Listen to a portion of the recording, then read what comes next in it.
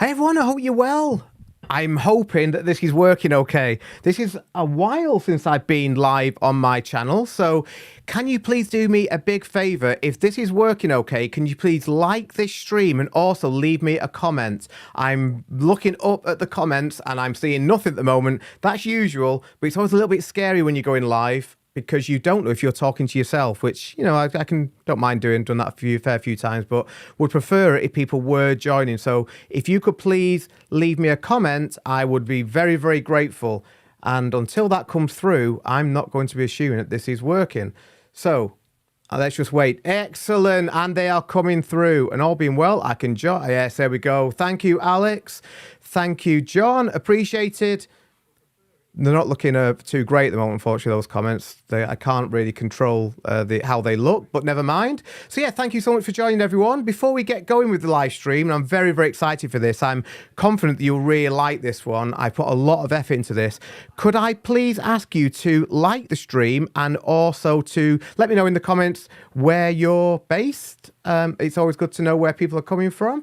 Hi everyone. Loads of comments coming through now, so that's all good. Thank you very, very much. I'll just keep on sharing them, but thank you everyone for joining. I really appreciate it. Again, if you can please let me know in the comments where you're joining from, that would be cool. Yeah, excellent. All looking good. Brilliant. Hi Anna, Marie. Lots of nice names that I recognize here. Adrienne, thank you very much again for joining. Tony, Martin, Sandra, thank you very much everyone for joining. Again, I've already asked this before and it's a bit annoying. It's a bit of YouTube Neil for you, but could you please like the stream as well? Because if you like the stream, it gets pushed out to more people, and I'm really, really confident that this stream is going to be very useful to a lot of people. So basically what I'm going to be doing in the stream is oh, sorry, so many comments coming through now. I don't know where I'm even up to. I also do have, very kindly, Helen over here in the background. She's not on camera, but she's going to be monitoring the comments because I want this stream to be very interactive. As interactive as it can be when I'm just talking to a camera and I can't hear you. But please leave your comments, leave your questions, sorry, in the comments, and if I miss it, then hopefully Helen won't miss it, because again, I want to make sure that I'm answering as many questions as possible. But I say, if I could ask you again to like the stream. I believe we've got 50 people watching and only 38 likes, so if we can get that like count up to 50, I would love you forever. So what we're going to do in this stream, well, I'm going to split this stream up into two sections.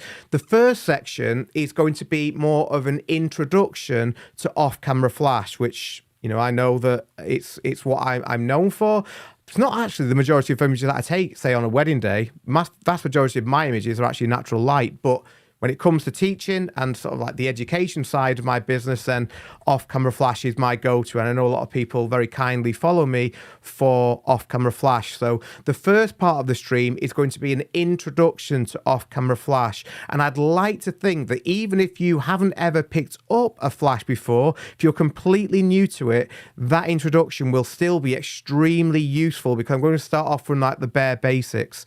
Then what I'm going to do is talk to you and show you lots and lots of behind the scenes and images to demonstrate how using just one off-camera light can elevate your work levels and levels, and it can also open so much potential for different creative techniques that can really produce stunning images. So the first thing is, you don't need to make off-camera flash complicated. It shouldn't be complicated, because if it feels complicated, you're not going to use it, and B, you're not going to enjoy it. But if you can concentrate and just get into grips with one light and really understanding how you can use one light for different techniques and different types of images, then that alone will just take your work to a whole other level. So that's what I'm going to be doing in this stream. It's going to be all about using one light. And I will say, every single photograph that you see in this stream was taken with just one single light.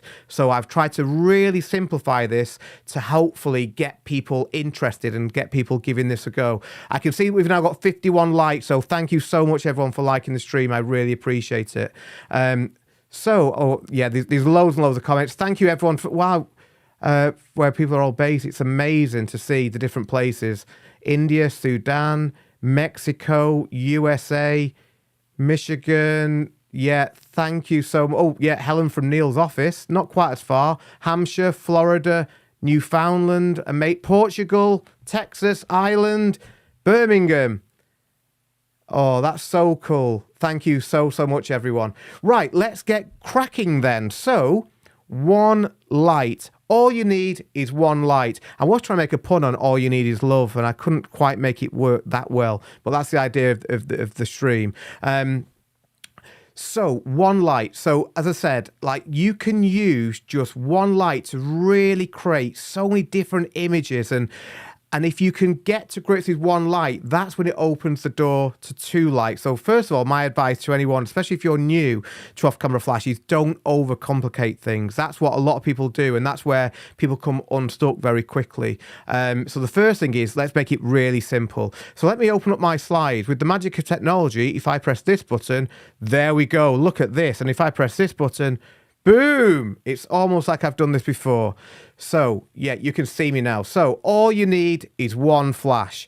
And again, everything you see in this stream was taken with one flash. Now, I have said one light, but really I'm referring to a speed light or a strobe. In other words, one off-camera flashlight, not so much constant light. Nothing wrong with constant light. I just don't tend to use it very much. So, I call it all you need is... Oh, I've actually called it all you need is one flash.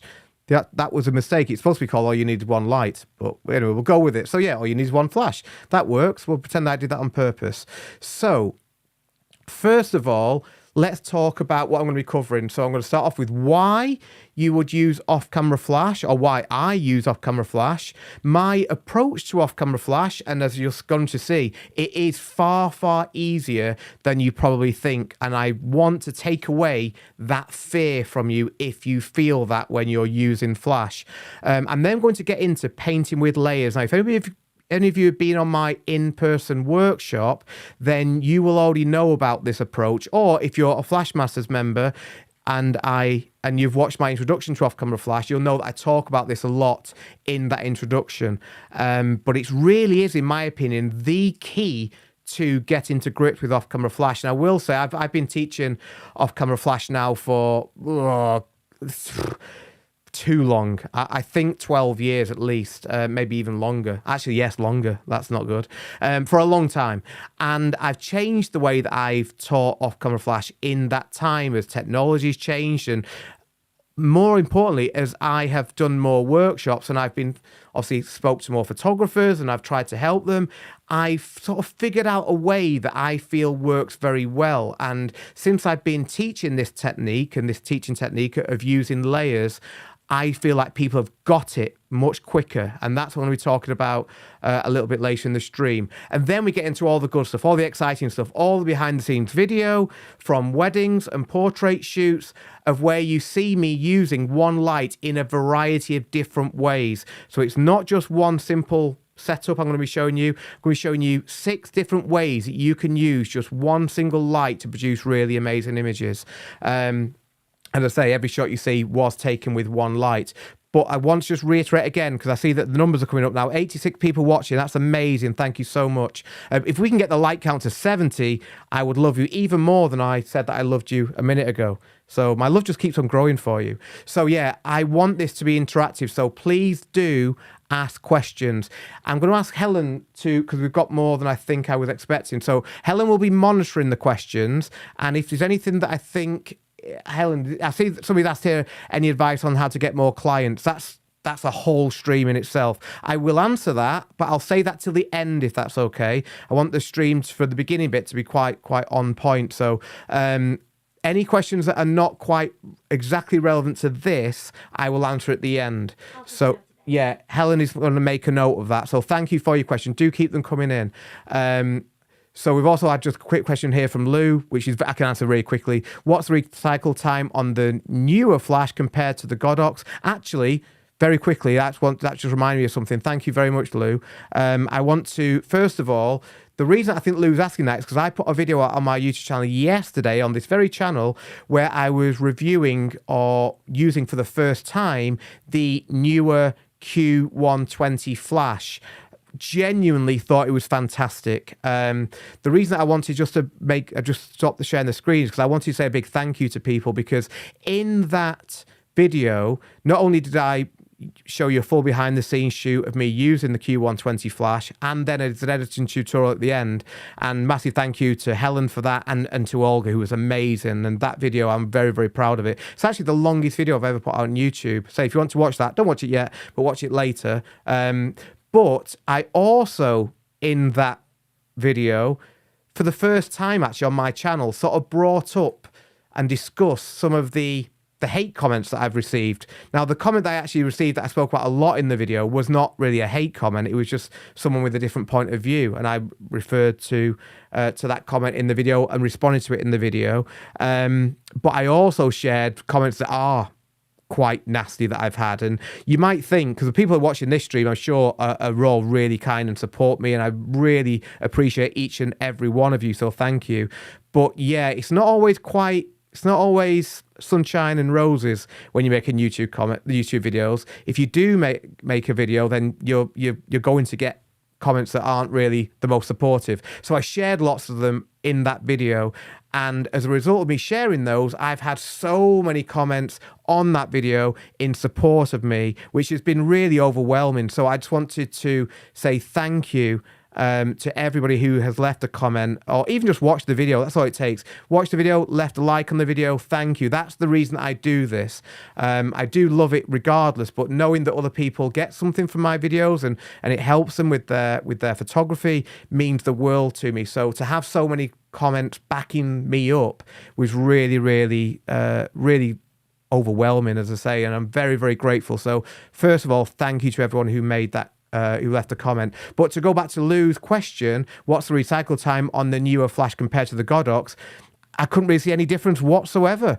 If you watch the video, and you probably have done this, Lou, by the fact you've asked the question, I'm guessing, you'll see that I tested in fact, it's here. This is the newer Q120 speed light, or would you call this speed light? It looks like more of a strobe, but either way, flash light. It was great. It was really, really good. I peppered it at 16th, 32, and then at a quarter power, and it coped really, really well. I couldn't really tell you the difference between that and Godox. Godox obviously are great as well. I've used Godox for years, but it's just great that we've got two companies now, Newer and Godox, that are not just bringing out really good lights that work really, really well, but also cost effective. Let's be honest. They are much cheaper than other brands that we could mention that I won't mention. But yeah, Godox and Newer are smashing at the moment, and I'm very, very proud to have done some work with them both. So yeah, highly recommend both of them. They will also work really well together. If you've got a Godox X series trigger, you can fire a Newer light, or certainly the Q120 light and the Z3R as well, which is the one that I reviewed recently, and the Q6. Anyway, I'm going off at tangents, but yeah, wouldn't hesitate to recommend either Newer lights or Godox lights. And you'll see, in fact, every single shot that you see in this video, in this stream, was taken with either a Godox light or a Newer light. So that's the proof of the pudding. Yeah, anyway, let's get back to the slides. So we've discussed this one. We've discussed... Oh, right, so first of all, I wanted to start off with some myths about off-camera flash, because these myths can actually be the things that stops people from using off-camera flash. So I want to just debunk them straight away. First of all, the off-camera flash is difficult to learn. I will say it used to be difficult to learn. You know, if I go back to the Stone Age when I started, I've been doing this over 20 years now, like off-camera flash wasn't, well, to me, it wasn't even a thing. I first started using off-camera flash about 5-6 years after I started shooting weddings. Yeah, about 5 years, I would say. And at that time, it was quite hard to learn, because you had to literally, especially if you're a lot younger than me watching this, you'll probably find this quite strange. You had to go to a library and actually get a book out to learn photography and to learn flash. Like, blow the dust off it. Literally, take it back 3 days later. That sort of thing. There was no social media. There was no, I mean, websites existed, but people weren't talking about this on websites. They weren't really educating people. So if you wanted to learn, you had to go to somebody in person or get a book out from the library. So it did used to be difficult to learn. And the other thing that's changed over the years is the actual equipment that we're using as well. You know, back in the day, I used to have so much frustration with using pocket wizards. We couldn't use high-speed sync for a long time with off-camera flash. It was just difficult to get them to even speak to each other, to sing. It was annoying. It used to be very frustrating, but I can tell you now, if you are new to this, those days are long, long gone. And now the technology that we have in relatively cheap equipment, like I just said, from Newer, from Godox, again, certainly if I compare it to what I was used to be paying for when I was shooting with Nikon or Nikon back in the day, that equipment was a lot more expensive than it is now. So that's why I say it's a great time to get into this, because the barriers to entry are much lower in terms of how hard it is to find information, like streams like this. You know, I'm going to be sharing a lot with you on this stream about how I use Flash and how I would recommend you start to use it. You know, there's a whole world of information out there now, mainly at flashmasters.co, little plug. But yeah, if you want to get into it, it's much easier now. But I say the biggest thing is that the equipment that we're using now, mirrorless cameras, the flashes that we're using, the triggers are so much better. Again, some of you may not even know this. It wasn't that long ago that you would have a receiver, another unit that would go on the hot shoe of the flash so that you could speak to the flash. And these days, we're so used to everything just being inbuilt. You know, you put a trigger on your camera, it just speaks to your speed light like this, and that's it. But we used to have to put another thing on there called a receiver. So you'd have another piece of equipment. It was a whole different world. But yeah, but now it is not difficult to learn anymore. It's all, you don't need to be technical either. You don't need to be a geek. I am not in any way technical. There'll be people watching this stream, I'm sure, who are far better at the technical side of photography than I am. But you don't need to be. I'm very much a visual learner, and I think a visual teacher, as you'll see when I start talking about layers. And to me, that just makes sense in my head. What doesn't make sense is all the complicated numbers and stuff like that. And again, if I go back to the old school speed lights, I don't have one to hand here, but again, some of you, I'm sure, have seen these. On the back of the screen on the LCD, you turn it on, it just had all these numbers and digits, and what is all that? You know, it was too complicated. So it did put people off. Whereas again, now, especially with the new lights, again, I'm talking about from Godox and Newer, they just feel easier to use. So you don't need lots of technical information, I promise you. You also don't need a lot of equipment either. All you really need is camera, trigger, light. That's it. Now, obviously, to really start refining your work, there is other things you'll need, like modifiers to control the light. But in its most basic sense, camera, trigger, flash. That is it. The rest is just refining and making images look a bit more, like you're in control of them a little bit more. But in its most basic sense, that's it. Oh, a lens as well, obviously.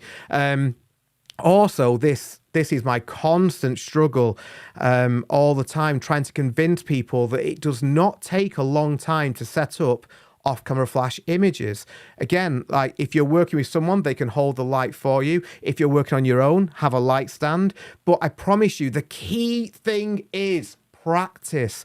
I can show you in this stream, and I will try my best to show you the way forward and what to do. But what I can't do is come round to your house, knock on your door and say, come on, we're going out and practicing. But that is what you need to do. And on my workshops, I say to people on the beginning of them, I say, right, I'm going to tell you now the secret to becoming proficient and good at off-camera flash. And none of you will do it. None of you will do it. Now, how many people do it, I'm not sure, but I don't think it's many. And I say this at the beginning of every one of my workshops. I say, what you need to do after you've left this workshop, go out with your camera and practice. I don't know how many do. I think one of the problems is when you're a busy working photographer, especially if you're a wedding photographer with all the editing that we have to do, then you don't tend to go out with your camera for fun or to practice. You just do your learning on the job, as it were. Now, the problem with doing that is that you're on a wedding day, you're not conducive to taking in information and trying new things and experimenting. You're just doing the job that you're there to do, which is obviously what you should be doing. Whereas if you go out with no pressure, you're shooting for fun, no one's watching, just shoot a Coke can if you want to, not sponsored. Just do that. But then when there's no pressure on you, it seeps in much, much better. You're like a sponge. So yeah, that would be my recommendation to anything that you do in life. Practice it. The reason that I, hopefully you're watching this because you like my work. The reason you like my work is not because I'm an amazing photographer and I'm better than you. That will not be the case. The only thing that will separate me from you watching, I would imagine, is that I'm going out there more often with my camera. I'm putting in more hours of practicing and I'm shooting for fun a lot more. That is the thing that changes things. If you go out with your camera once a week, practice flash for 52 weeks of the year, just imagine how much better you'll be in a year's time without really even having to try. Now compare that to someone who's just trying on a wedding day when they're all stressed and you've not got much time. Who's going to advance the most? Think about that. Wow, 107 people watching. This is amazing. Could I please ask you, if you just joined, to like the stream? Let's see if we can get 85. And again, I will love you more than I loved you the first time and the second time combined. So yeah, if we can get 85 likes, I'll also give you a sound effect. If we can get to 85 likes, I will give you... What should we give you? I will give you an air horn. Now, you can't put a price on that. Right, so basically, the point of all those myths is that they are not true. They are myths. Some of them were true. They are not true anymore. So let's just forget all that on the screen now. That is all lies. Lies, lies, lies. So this is the true stuff. That one light can offer you endless possibilities. You can build a whole career on taking off-camera flash photographs with only one light. And if you did that and you did that well, you would be way above virtually every other photographer out there, especially the natural light photographers. Only saying it like that way because most natural light photographers, I think, just don't use flash because they're scared of it. No hate, but that's my experience. I speak to a lot of photographers. Many of my very favorite photographs that I've taken over the past 15 years, my favorites have been with just one light. You don't need to complicate things. You also, I say, you don't need lots of technical knowledge. I've banged on about practice, but I promise you, if you go out and practice, you will learn so much faster than if you don't go out and practice or if you only practice when you're feeling under pressure. The difference is massive. 90 likes. You get an air horn. Thank you. Oh, yes. Hopefully you can hear that. Yeah, thank you so much, everyone. Next, I'll be giving you 100 likes. I won't do it straight away because I don't want to be that person. But if you do, you will get an applause. And again, what price can you put on that? So yeah, practice. And this is the other thing. This is certainly true for me. The most important piece of equipment, I know this sounds a little bit airy-fairy, but it's just true. The most important piece of equipment that you go to a wedding with is not your camera, it's not your flashes, it's not all the expensive stuff that you spend a long time paying for. It's your mind, your creativity, the way you see the world, and the way you train yourself to see the world. That's the thing. We all see the world in a different way, but we can train ourselves to look at the world like a camera does. And that is the most important thing, because then you'll start to see the world in a different way. You'll start to see things that you didn't see before when you start to look at the world through the lens of a camera. So we're going to talk about that as well before we get into all the behind the scenes. So very quickly, I'm just going to go on to this bit as well, which is why. So many talks have the why. So what is the why? Well, for me, there's a number of whys, as I've written here. It's always been true for me, and it was true 15 years ago, and it's still true now, that off-camera flash helps you stand out. We are swamped with photographers at the moment, and it's only going to get more, I'm sure. Certainly in the UK and the US, which are the markets I understand the best. I don't think wedding photography and portrait photography has ever been so saturated in terms of the number of photographers out there. But if you can be proficient and learn and use off-camera flash to a good degree, I'm not asking you to be the world's best, I'm nowhere near that. But if you can just get to a point where you are confident and the work you're producing is pleasing your clients and making your heart sing, you will stand out in that saturated market. Most photographers will not even want to touch a flash because they're too scared of it. The fact that you're watching this stream says to me that you're already ahead of those because you're investing your time literally right now in wanting to learn about this. So you're already ahead of them. But if you can practice and refine it and then start to show that, that's what I've done over the years. I've been on many workshops myself, and one of the consistent messages that has always been taught by every workshop sort of leader that I've been on is that you show the work you want to be booked for. And I have taken that and ran with it for years. So, on a wedding day, the vast majority of images that I take are natural light. In fact, Helen, who sat over there, uses flash more than I do on a wedding day. In fact, she's actually inspiring me to use it more than I did. But what I've always been very consistent with is I only show images on my Instagram, on my website, if A, they reach a certain level, and B, if I think that they are images that other photographers are not taking, and they're very much my style. So I only ever show one of two things: moments, I love documentary images, and portraits. And 9 out of 10 of the portraits that I show will be off-camera flash, but it's not. That's, the proportion of images that you see on my Instagram of flash work is not representative of what I do on an actual wedding day. So I'm being quite careful about what I'm showing. I'm curating my feed quite carefully because it's helped me to stand out. Nearly 100 likes. 5 more likes, you get the applause. This is a huge one. We can completely change how locations look. So if you're going to a venue and you're thinking, oh my God, and trust me, I do this as well a lot. You go to a venue and think, oh, this is a hole. Then off-camera flash can save you because you can create something in that venue which doesn't include all the chairs, all the mess, that horrible carpet, all the exit signs, all that stuff goes because we can just manipulate the venue by lighting it ourselves. So it can make even the most unphotogenic venue look really nice. As I said before, this ties into the first one. Couples book me for my off-camera flash images. So it's good for business, basically. And this is huge. It just gives you confidence. I can't imagine now how horrible it would be to be going to a wedding in November or December and it's raining and I'm going to a venue that I know has no real space or nothing for me to go out and use. So it's like I'm going to be in this really small, cramped venue. It's raining, it's cold, it's windy. What am I going to do? If I didn't know flash, I would be my pants.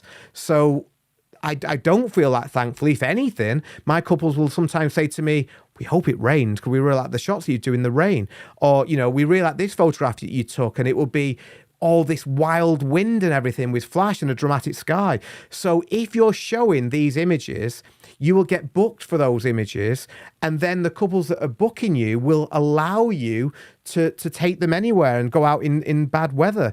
One of the questions that I'm often asked on my workshops is, oh, how do you get your couples to go out in the rain? And it's like, well, it's never been a thing because couples are literally booking me for those photographs. And say it actually gets to the point where they want to go out in the rain. So they want it to rain. I'm not saying all day, but in the evening, especially if they think, oh, actually it's raining, they get excited. And that's the point you want to get to. And it'll give you that confidence to say, so winter weddings you do not need to be scared of winter weddings anymore. 2 more likes, everyone, for 100. Thank you so much. Right, okay, let's move on. Oh, one more, but I'm going to stop looking because that's going to get annoying for you. Right, there are 2 types of off-camera flash photograph, in my opinion. And again, if you've watched my introduction to off-camera flash streaming and Flash Masters, then you'll be aware of a lot of this already, so apologies, but please keep on watching because much of what I'm going to show you later is completely new and I've not shared it anywhere. In fact, the photograph from a wedding that I shot as Helen's second shooter last week that I don't think she's even seen probably yet. She certainly doesn't know it's in this presentation, so thank you for that, Helen. But yeah, so stick with me if you've been on my workshops or you've watched the introduction to off-camera flash stream in Flash Masters. Tutorial in Flash Masters. But yeah, there are two types of off-camera flash photograph, really. There is where we are balancing the ambient light with our flash, and that's what I'm going to be concentrating on in this stream. So in other words, you can see that the photograph on the left there, we've got a really beautiful, colourful sky. That is what I am balancing. That is what I call the ambient. That is my layer 1. We're going to talk about this. And I'm then introducing flash like a painter with a paintbrush. That's type 1. Existing bright objects, skies, lamps, whatever it would be, candles, whatever that is, that's type 1. Type 2 is where we're creating something from nothing. So for me, those photographs are where we're bringing everything to that photograph. If we click the shutter on a something from nothing shot, then we would see a completely underexposed black image. That's what I'm talking about there, where the venue or wherever we're shooting isn't providing us with anything which is going to be seen in the final photograph. Now, I'm not going to concentrate on that topic, something from nothing shots, in this stream, but what I will say is I'm very keen for these live streams on my YouTube channel to now become a bit more of a regular thing. So please let me know if you would like me to continue doing these, because I would love to do it, and I will come up with more subjects to do that if you would like to watch this. And look at the numbers, 108, which is amazing. I don't think I've ever had 100 people watch me live before, so thank you everyone for joining. And 103 likes. I'm going to start. Oh, did I give you the applause? You deserve it. You deserve it. So yeah, something for nothing is another thing that we're just going to push to the side for now. But this stream is all going to be about using one light for those first photographs, the ambient and the flash. So bear that in mind. We've got basic this does not just apply, by the way, to portraits. You know, if you think of any off-camera flash photograph, they will fall into one of those two categories. So whether we're talking about dancing, if there's DJ lights, then that's ambient. You know, that is ambient and flash. If we're talking about speeches, brand new 75-minute speeches tutorial available now in Flash Masters, hosted by myself. But if we talk about speeches, I use 3 lights for those, but I'm still usually exposing for ambient light. So that would fall into category 1. So yeah, it encompasses a huge amount of shots. So let's just leave number 2 for the side for now, and let's talk about ambient and flash.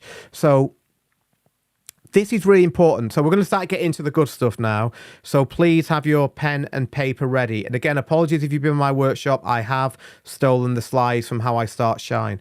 But first of all, let's just talk a little bit about dynamic range. So the dynamic range that I'm talking about here, let's go big a second, is how much information your camera is able to see at the same time in the shadows and in the highlights. So you have human eyes. I would assume so. Although in this age of AI, who knows? But I'm assuming that you've got human eyes. Your eyes are far more capable than a camera is at seeing huge amounts of dynamic range. So if we think of this as being, this is all the shadows over here, this is all the highlights. Imagine this is really bright and this is really dark. If you were to look at that, this is a bright light and this is really dark, your eyes would still retain detail in, wherever you are now, look around you. Is there anything that is so bright you cannot see the detail in it? Almost certainly not, unless you're outside looking into the sun. Don't do that. You will damage your eyes. But you'll be able to see the highlights in even the brightest thing that's around you at the moment. Equally, I'm pretty sure if you look around the space that you're sat now, there'll be nothing so dark that you can't see it at all. Whereas if we're looking at that same scene now with the limitations of a camera, we have to say to a camera, right, can you expose for, in other words, can you sort of put your settings in so that I can see the detail in the highlights area? Now, it can do that, and that's really good. That's what we want. But when it does that, this area, which is all the shadows, goes really underexposed. Remember, with our eyes, we can see the highlight details in the bright things, but our eyes can also see the details in the dark areas at the same time. We're very fortunate. Our cameras can't. A camera says, I can only see the highlights, or I can only see the shadows. And if you're exposed to the shadows, it goes too bright, it's too bright. I need to put some glasses on. So if you look at the shadows, we lose detail in the highlights. If we look at the highlights, we lose detail in the shadows. That is the limitation of a camera. Now, if you can start to understand that, you can start to see the world in a different way. So if you can start to look at the world through the limitations of a camera, you will start to see potential in places that you didn't see the potential before. So that's why I start off by talking about dynamic range.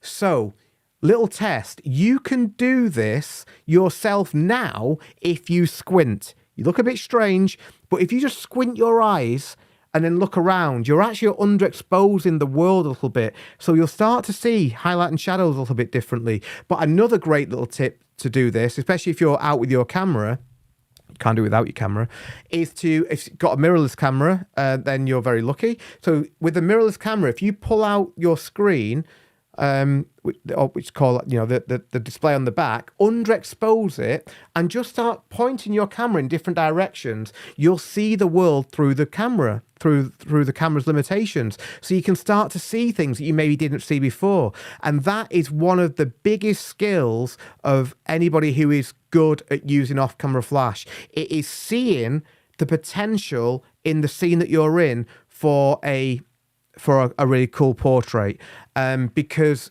you've almost got the gift then of seeing the world through those limitations of the camera. And that's one of the reasons why I really like to go into dark venues with candles or with lamps, because I start to look at that world, that venue through a camera's eyes, and and all the mess that you might see somewhere, or the little just distractions, they're not there anymore, because we're starting to expose with our head, with our creative mind, for the bright objects. When we do that, all the distraction elements in the shadow just go away. They just go. So that is the first thing to bear in mind. You need to see the world in a different way in order to really make the most of off-camera flash.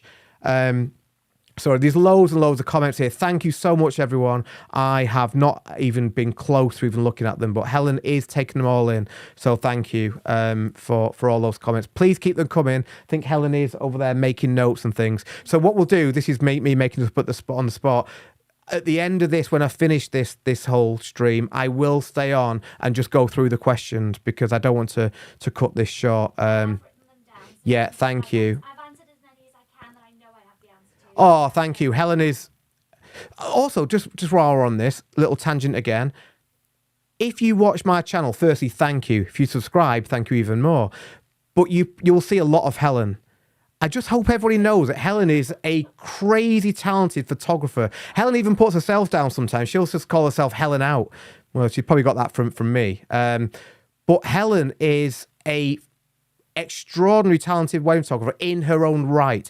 She was a wedding photographer long before Helen and I were together. She's been shooting for 10 years, I would say. She uses flash more than I do. She runs her own workshop. She co-runs Flash Masters. She runs all these live streams. She's amazingly talented. So just wanted to, I'm sure many of you know this, but don't think that Helen's just someone that I just grab and then, you know, she holds a light. She's amazing. So yeah, just wanted to shout that. Oh, no pleasure. Right, so let's carry on. So we've done dynamic range, tick.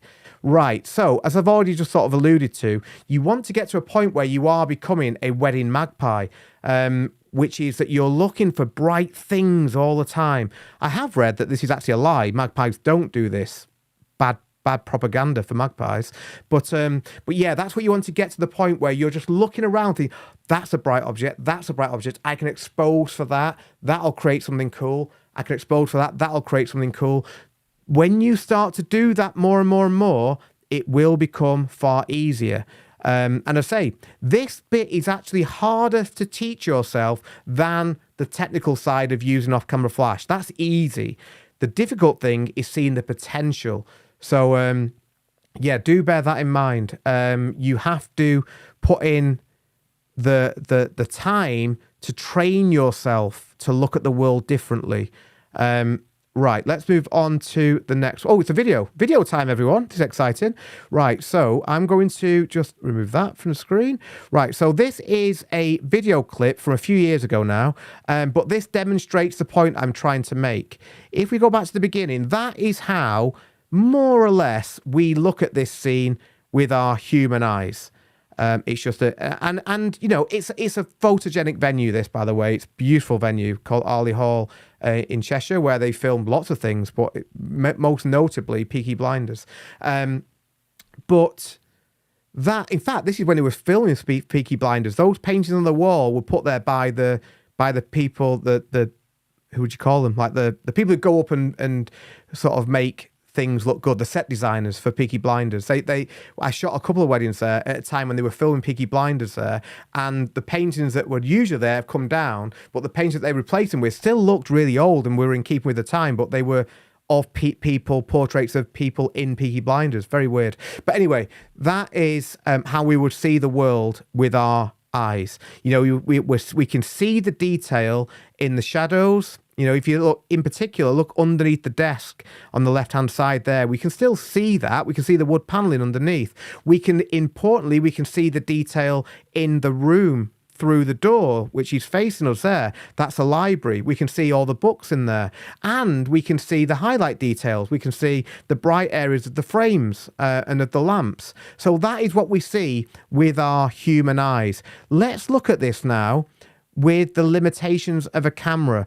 And what we're going to do is expose for the lamps. So when we do that, we're going to go to a quicker shutter speed. We're going to go to a lower ISO, and then everything else is going to go underexposed. So when I say expose for, I mean take a photo or get our camera to a point where we can take a photo where the highlights on these bright areas are not being lost. We can see the detail in those highlights. 118 people watching. This is amazing. Thank you so much, everyone. And if you can like the stream, I would love you forever. And the next sound is going to be a bubum. So look forward to that one. And we'll do that when we hit, let's go 120, because I've not got many more sound effects left. 120 likes for a bubum. Right, so let's look at this now through the limitations of a camera. I took this a few years ago, by the way, on my phone, so it's a pretty bad quality, but we're underexposing. Look how it's changing. We're underexposing. We're getting the detail back now. By the way, we're not getting the detail back in this video because it's just taken on my phone, but pretend we are. So as we underexpose, the detail is going down in the shadow areas, but we're gaining the detail in the highlight areas. Remember, we'll look at this through the eyes of a camera.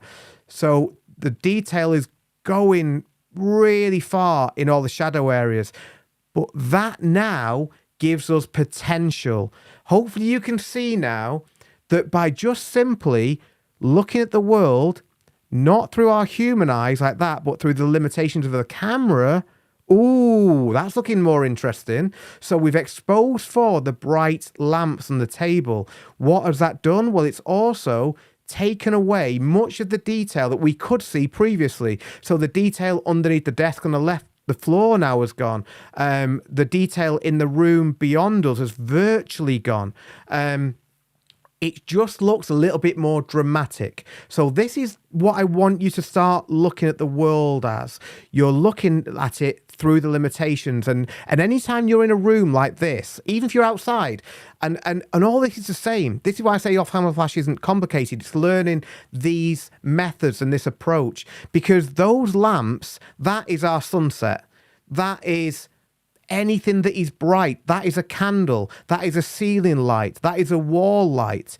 That is anything that is bright. It's the sun. It's the same thing. It's just that we don't see it like that, but it's just a bright object and we're just exposing for it. Boom, it's gone. Okay, so when we do that, we can create that photograph. Fun fact, you can probably tell that photograph was taken about 5 years later than this one, but you get the effect. I've copied myself. I've done this shot. Everybody I've done there. Hopefully the couples don't know. But yeah, I came up with this shot, loved it, recreated it, each wedding I've done there. But the point is the same. I have exposed for the lamps, and then the room that the couple are in here, Hannah and Tom, the amazing Hannah and Tom, are through there, and I have lit them with a flash. But if the flash wasn't there, they would be in complete darkness. We wouldn't see them. But layer 1 is, I'm going to talk about the layers now. Layer 1 is the lamps, is the part of the photograph that I've taken without adding flash. So we're going to get into that now. 126 people watching. This is amazing. Thank you so much, everyone. I honestly, genuinely appreciate it.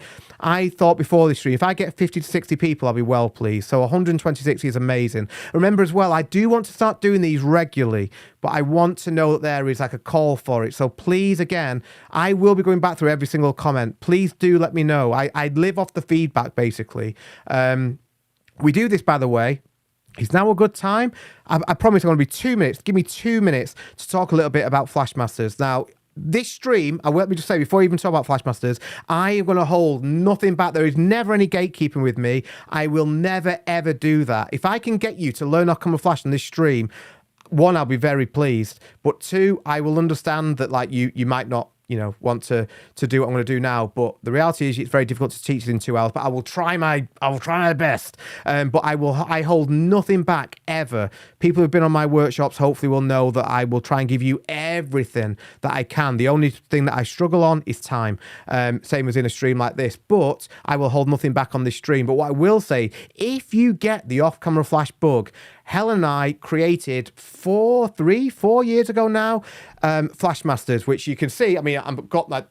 There it is. There. It's on the screen. It's in the background. It's the biggest thing that I've ever created in my career. It's the thing that I'm most proud of. It's where I put so much of my effort now, and it is going to be it is my priority, and it will continue to be my priority going forward now. But the point being, Flashmasters is a wash with information, with education to help you with off-camera flash.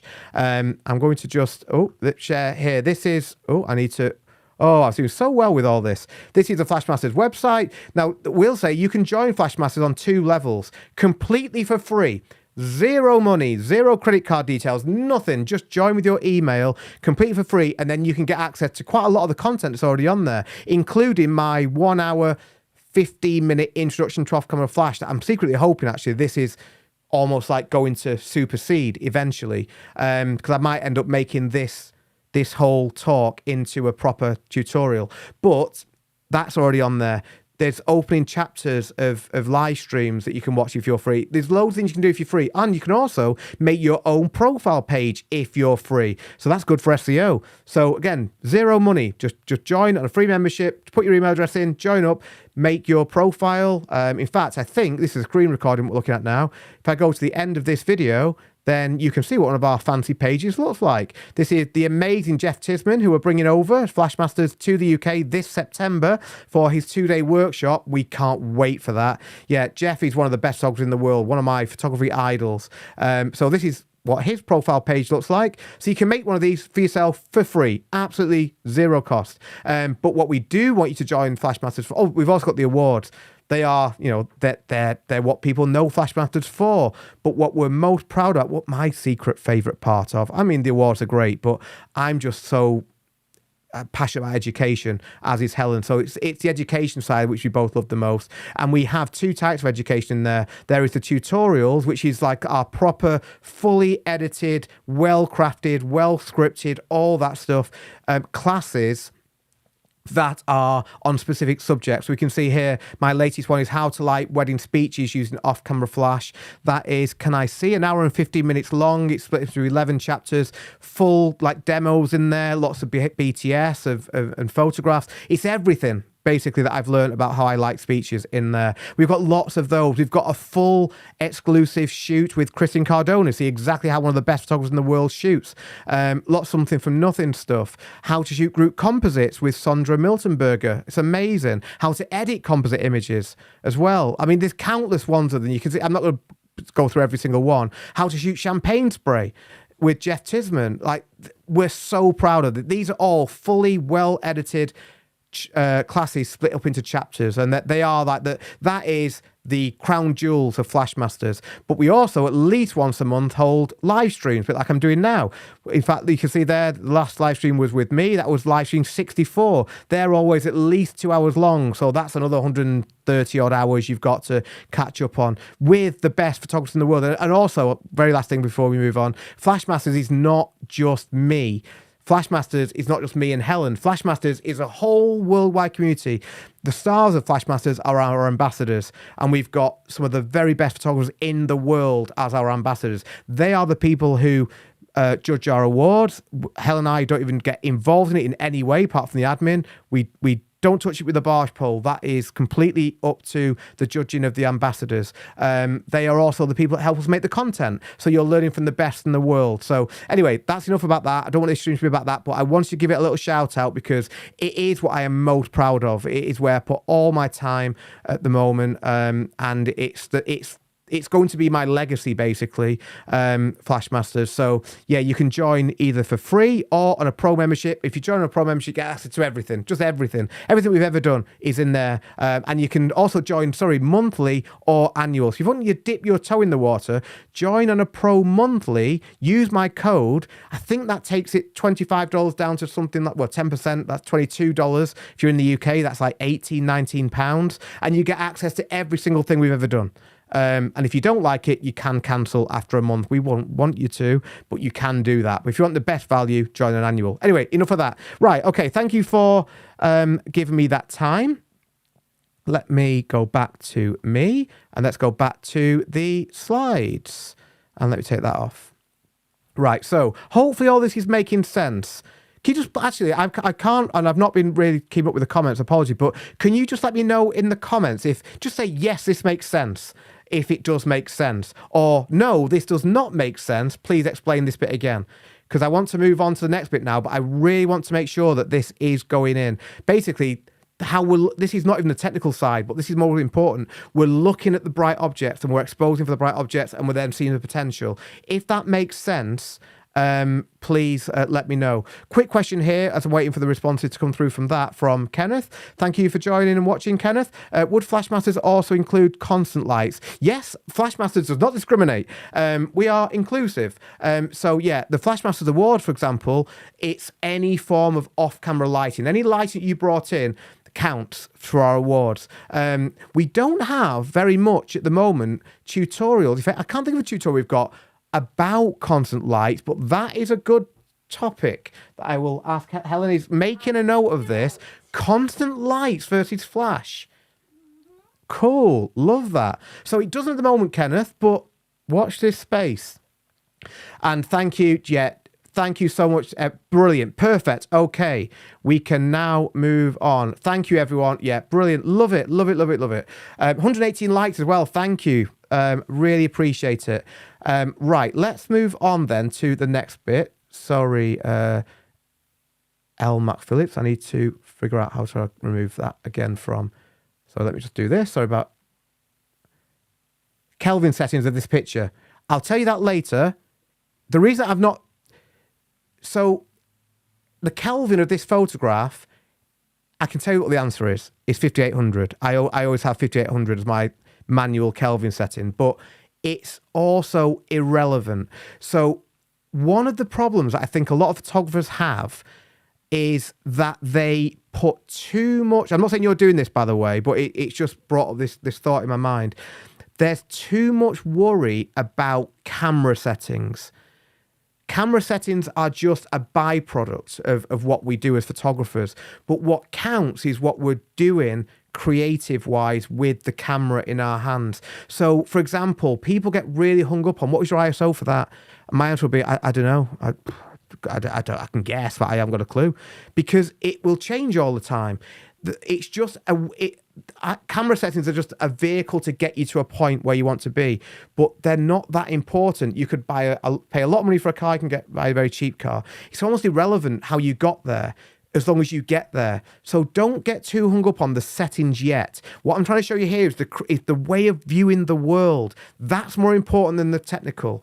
If you can get the creative side down up here, the technical stuff just sorts itself out. So yeah, I have my camera white balance set on 5800 permanently. I shoot in RAW, so it doesn't really make any difference. It just seems to be, so that is usually, it's warmer than auto, but yeah, it doesn't really matter what that is. And if it wasn't 5800, I'd change it in post. It's irrelevant.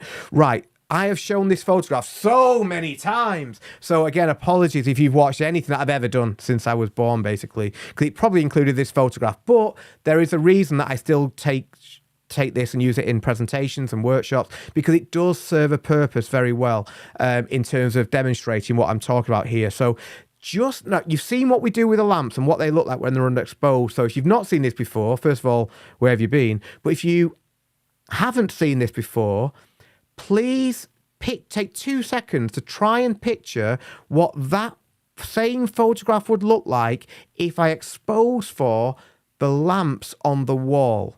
So those 2 bright wall lights, if I expose for those with my camera, just in your mind now, try and picture what the whole photograph would look like when we're exposing for those. So basically, I can tell you now that what will happen is we're going to lose detail in the shadow areas. The areas that haven't got a light source on them are virtually going to go. So the no offense to the venue, I won't name the venue. It's in Chester. It's a very nice place. I think it's 5 stars. I think it's only one of them. But it's a nice venue, but that's a bit of the carpet, you know. So we don't want to see that carpet. So when we expose for the lights on the wall, that whole area, the carpets, the chairs in the background, that black thing in the room, whatever that is, the plug socket down on the bottom right of the wall, all that's going to go away. All of it goes. And this goes back to what I said before about how we can change how an ugly venue looks. So let me now show you the photograph that I took there when I exposed for the lights on the wall. Now, I also include a reflection in this. Forget the reflection. Forget the bottom half of this photograph. Just look at what happens when we expose for the bright lights on the wall. We get that. And let me take myself out of it. So that looks like something completely otherworldly that you think, oh, how have you done that? It's amazing. People have said, I'm not saying that, by the way. people have very kindly said that. I want to really stress, I am not a great photographer. I do think I'm very good at teaching this, but you know, if you learn this well, you can well go past where I am. But that is what happened when you expose for the wall lights. So love this from Kenneth. I have seen it before. Thank you. Probably, it's harder to have not seen this than it is to have actually seen it. Ginger says she's a visual learner. I've watched your videos a lot. Repetition works. Ginger, by the way, is someone that Helen and I we have so much respect for. She's one of our biggest supporters. So thank you, Ginger, for everything you do for us as well. And thank you for watching this. I'm surprised you've not got bored of me yet, but thank you. Really appreciate all your supportive and encouraging comments all the time. So yeah, thank you for everything you do. Yes, that's basically how you create a photograph like this. You just look at the world from a different way. And again, the lights on the wall there, they are the sun, they are the candles, they are the lampshades, they are anything bright. Now I have, simplified this a little bit because obviously we need to light the couple, and we've lit them with a backlight, with a modifier when it's got a MagMod snoot on it. But for now, we're not worrying about the technical, remember. We're just getting our heads round the process of seeing the world in a different way. So layer 1, again, I'm going to talk about this in a second. In fact, the next slide, I think. Layer 1 is the ambient light that pre-exists, the lights on the wall. Layer 2 is what we paint in with our flash. But I'm going to go with that a little bit more. But again, if this is sinking in, you are taking good strides forward. Right, okay. So my approach to layers, this is really, really important. So buckle in, buckle down, buckle up, just buckle. So unless we are taking a something from nothing photograph, think of every photograph with off-camera flash as being in 2 layers. We add a layer on each time we add a flash. Remember, this stream is all about one light. So we're just talking about 2 layers here, and it's really important that you get this. I'm just going to, in fact, take this off. That's when you know it's serious when I go full screen. Because if you can understand this, everything about off-camera flash is about to get a lot easier. You just got to really let this seep in. And if it doesn't seep in now, think about it after the stream. Think about it when you're going to sleep. Just keep on thinking about this, because this is the secret sauce. Every shot that we are using with off-camera flash, to say, forget something for nothing. Every photograph that we take with off-camera flash has 2 layers to it. Again, I'm only referring to one light. There is the pre-existing light. And the reason I'm going back like this, I'm doing this is like a layer. Think of it in Photoshop where you have layers that are stacked on top of each other. So the bottom layer is our natural light. And that is what we are setting with our camera. Our camera is using the setting, or we're using the camera settings to get layer 1 looking like we want it to look. Now, if you were taking a photograph purely in natural light, then you probably want to let a bit more ambient light in, a bit more natural light. You might go to a slightly slower shutter speed. But for off-camera flash, remember where we're trying to identify and expose for these bright objects, what we actually want to do is just concentrate on exposing for the bright object. Forget the rest. Doesn't matter. You don't need to worry about what exposure the carpet is in that last photograph. It's irrelevant. All we're doing is exposing for those lights on the wall.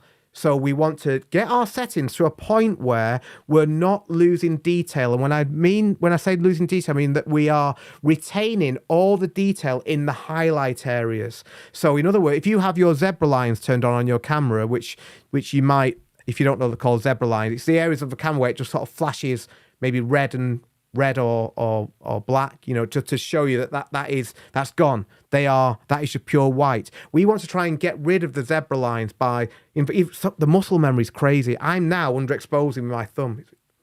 So I'm holding my camera and I'm underexposing my shutter speed to the point where I'm not losing detail in those bright areas. Now, when that happens, the other areas of that photograph are going to go very, very underexposed. Far too underexposed for a natural light photograph, but that is layer 1. So that is the layer that we create layer 1 with our camera settings. Okay, this is where there's some good news coming as well, if you are new to this and it all feels a bit scary. So we get layer 1 in, which is what you saw me doing in the earlier photograph with the lights on the wall. With the lamp, sorry. That is layer 1, the one that we shot in Arley Hall. Now we're going to paint in where we want the light to be in one of those dark underexposed areas. So again, if I go back to the video of, let me just go to here. I'm trying to be very clever and do it all. Yeah, so if I go to here, that is layer 1. That is again, it's taken on a video. Don't worry about it. But let's just pretend, for all intents and purposes, that is a photograph, and that is what we've taken. We've not even got, this is a wedding photograph, obviously. I say obviously because you've already seen the end result. This was taken on a wedding day. The bride and groom and all their guests, they're behind me in a room having their wedding breakfast at the moment. But I'm getting my layer 1 in before they even come out. They don't even need them to be there. Again, all I need for layer 1 is my camera settings. The flash isn't even out the bag yet. I've not even got a trigger on my camera. I'm just getting layer 1 right, the ambient light. Now, once you've got layer 1 dialed in, as I have here, it becomes so easy, because all we're going to do then is put a trigger on our camera, get the flash out, get our couple out, that's helpful, ask them to stand in one of the dark, underexposed areas, then light them with our flash.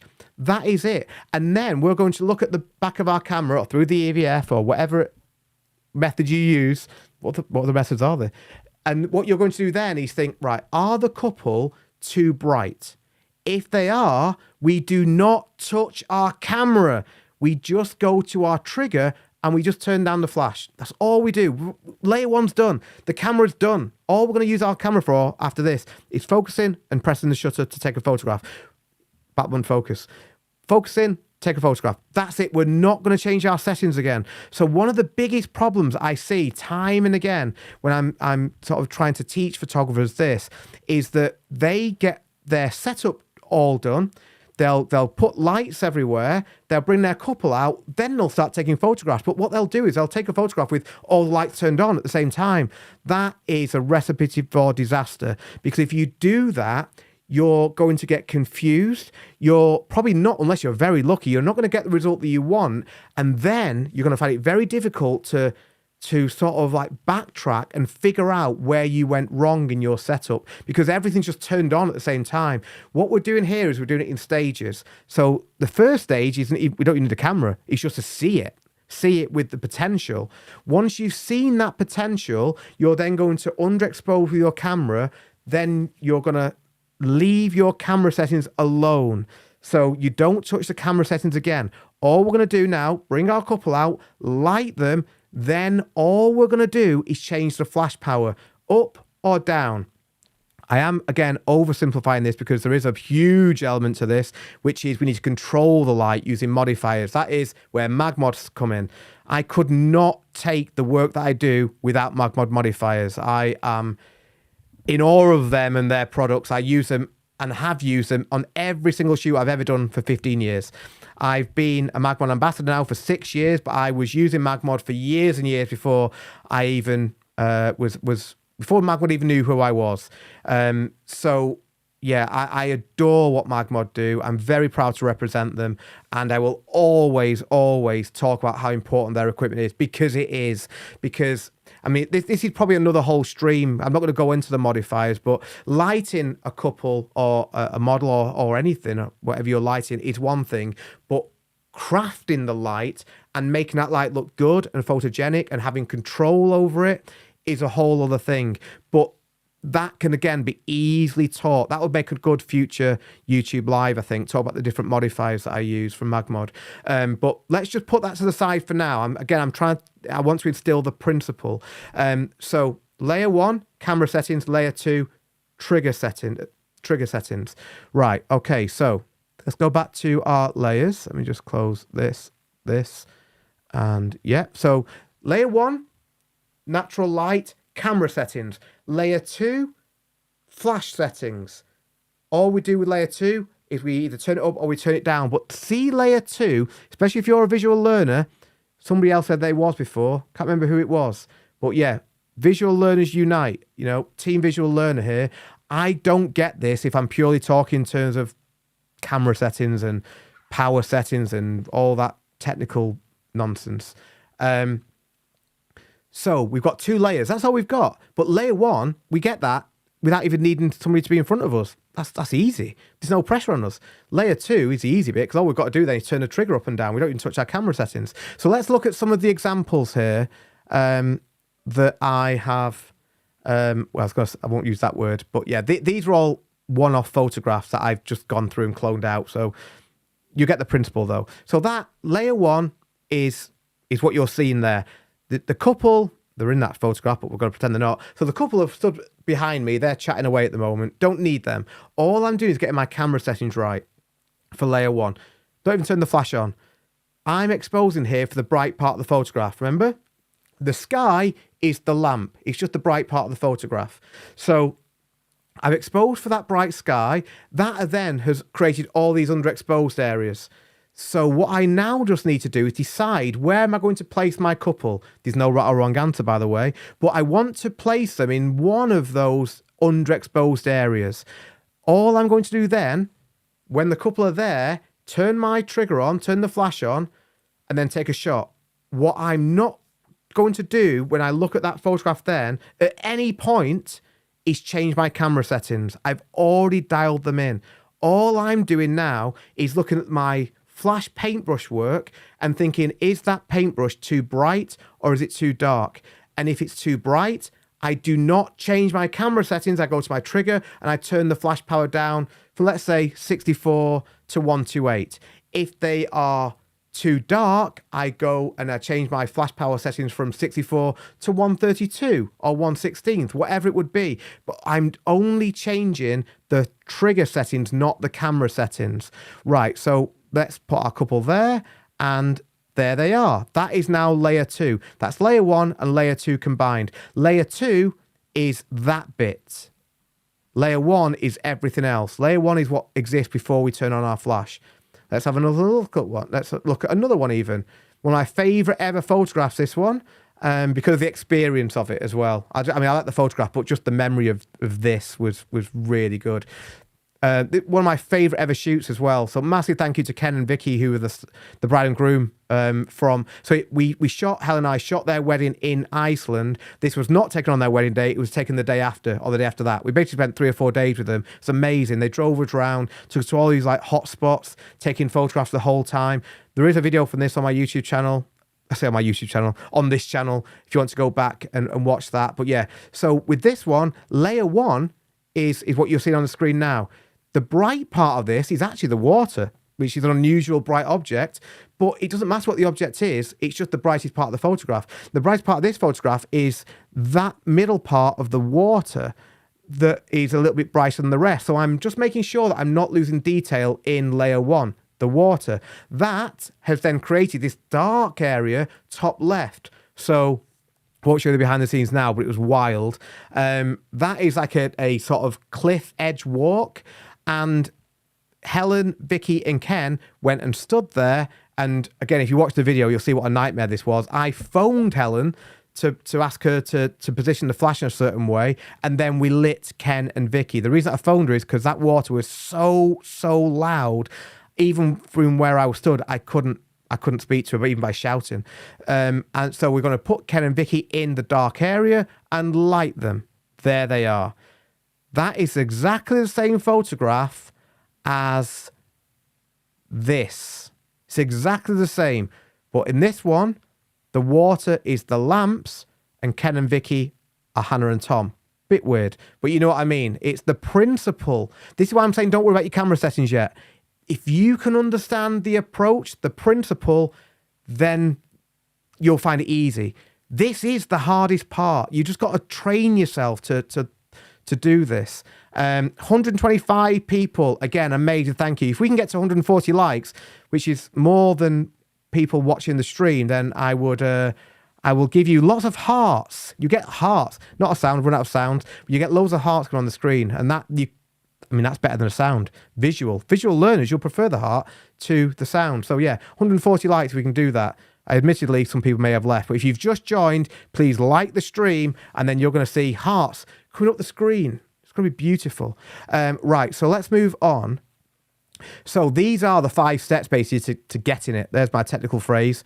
We're exposing for the bright part of a scene, and that's going to create an underexposed image. Layer 1.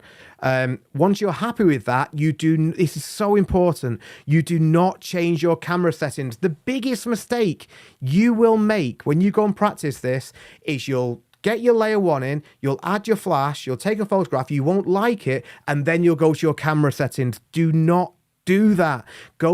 Remember the process, follow the process. It works. I guarantee it. In fact, if you watch my videos, you'll even hear me saying now, like, just gonna let more light into layer 1. It's just so drummed into me.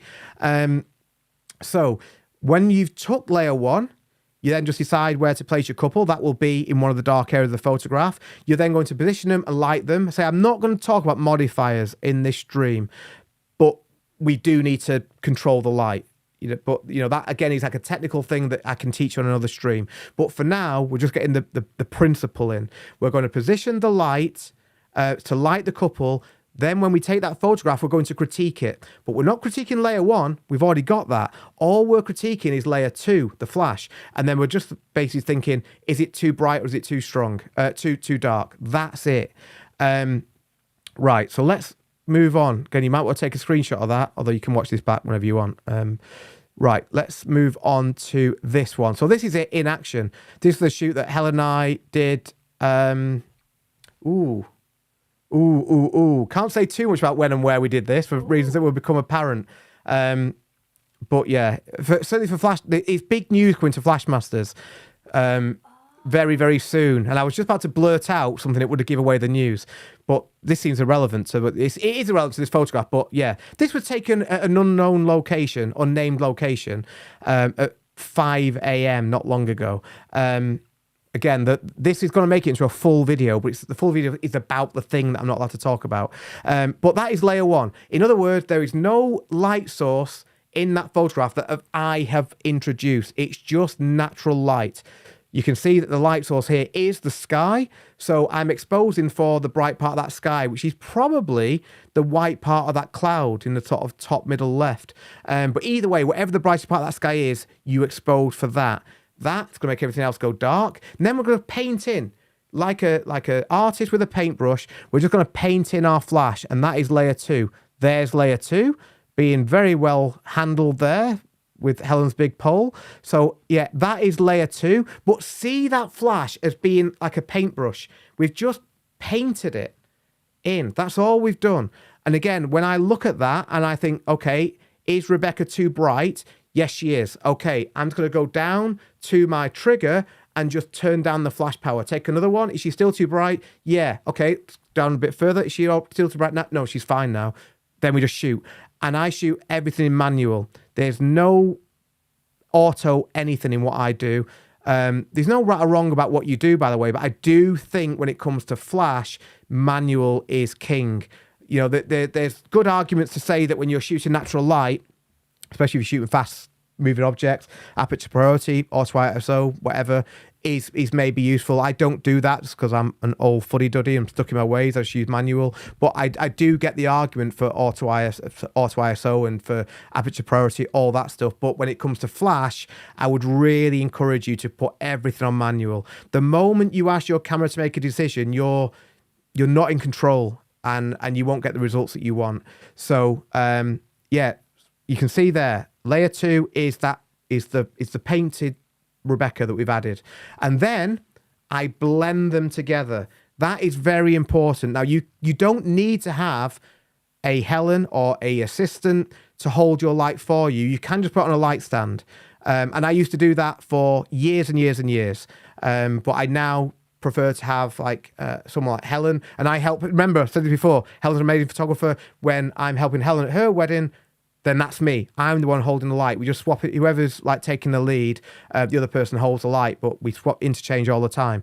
But the point being that I do have an assistant, second shooter, whoever, holding that light. Now, there is a reason for that, I'll very quickly say, because if you are,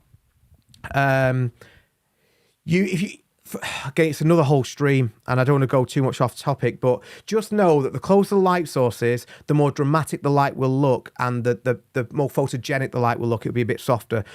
It's a whole other thing that I don't want to go too much into now, but for the principle of this, just know that obviously I've lit Helen with layer two.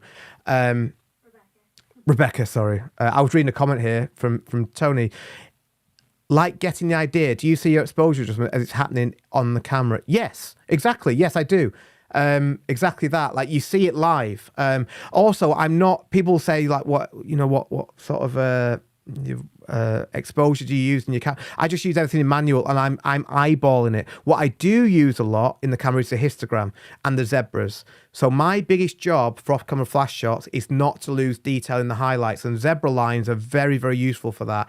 If you've not used zebras and your camera has it, I would certainly advise turning them on, because it will give you a very quick visual indication of when you're losing detail in the highlights. So I just make sure that my zebras are not flashing. If the zebra's not flashing, the lion won't want to take it out on a date. Bad joke. But if the zebra's not flashing, then it means that I've not lost any detail. Right, okay. So that's it in action. Layer one. Layer one.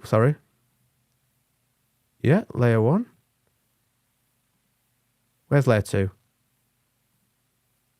I thought I'd done layer two on its own. Either way, it doesn't matter. But that is the end result. That is layer one on its own, layer two, and the light source I've removed using a composite technique. In fact, you also know how to do that. The video that I put online yesterday, which is the shoot where I reviewed the newer Q120 light. The end of that video there is a tutorial, which is basically me editing a photograph very similar to this. So if you want to know how to edit them, you can just watch that. We do have all these tutorials in Flash Masters, but I don't want to be a used car salesman. But whilst I'm talking, let's just put this on again. A little bit of a shout out. Right, okay. Yes, just see. Kim, who's joined the stream, loves zebras. Yeah, that's a bit of an in-joke. I also won't say too much, but Kim does love zebras. You're probably wondering, what's the in-joke? She really loves zebras, like a lot. Anyway, we'll leave that there. Right, so now we get to the good stuff. That is the theory. All that is like, dare I say it, the boring stuff. We're now going to get into the exciting stuff with the behind-the-scenes video and images. But I hope that all made sense, because if it did, and if you're now thinking, oh, I understand that, then I feel like my job here is done, and I'm very hopeful that is the case. But yeah, that's it. That's how I approach off-camera flash. So now let's look at loads and loads of examples of where I have used off-camera flash with just one light to create lots of different types of images. So let me close this and open this. Now I've split the next section of the stream into 6 chapters, if you like, in Flashmasters mode. Chapter 1 is front light. So there's 6, I mean, there's more than 6, but I've got with 6 ways that you can use just one light to create a variety of different images. So 6 different ways of doing it. The first is the most obvious, and that's just front light. So let's just look at some examples of where I've used front light in real world scenarios. Now, the first one, I think, is what you've already, what you've already seen. But this is, oh, sorry, everyone. Oh, I just need to do something. Please, Helen. This is very annoying. This is so just talk amongst yourselves, everyone, for 2 seconds. You're basically hearing the audio there of 12 video clips at once. The reason being that the software that I use, Ecamm, when you open up a section like I'm doing here, it plays the audio of all the videos at once, which is quite frustrating, but I've turned them all off. So we'll do it now in one by one. So let me go back to this and play this again. Right, so this, you're very familiar with this venue now, and you've already seen this photograph, but I just want to show you it in action. closer. You're going to be really soft. You'll both be looking down slightly first, if that's okay. Yeah. Actually, Tom, you'll be looking towards Hannah. Hannah just looking slightly down. Right, let me just pause it there. And, oh, we've hit 100, was it 140 I said? I can't remember. Right, 140 is a good number, so I'm going to give you some love hearts. Oh my God, they've not worked. Oh, they don't even work. Okay, apologies for this. My effect, oh, is it because this is on? Okay. Oh, well, this is a letdown. You just have to imagine the love hearts. I think that one maybe only works on Zoom. Okay, apologies for that.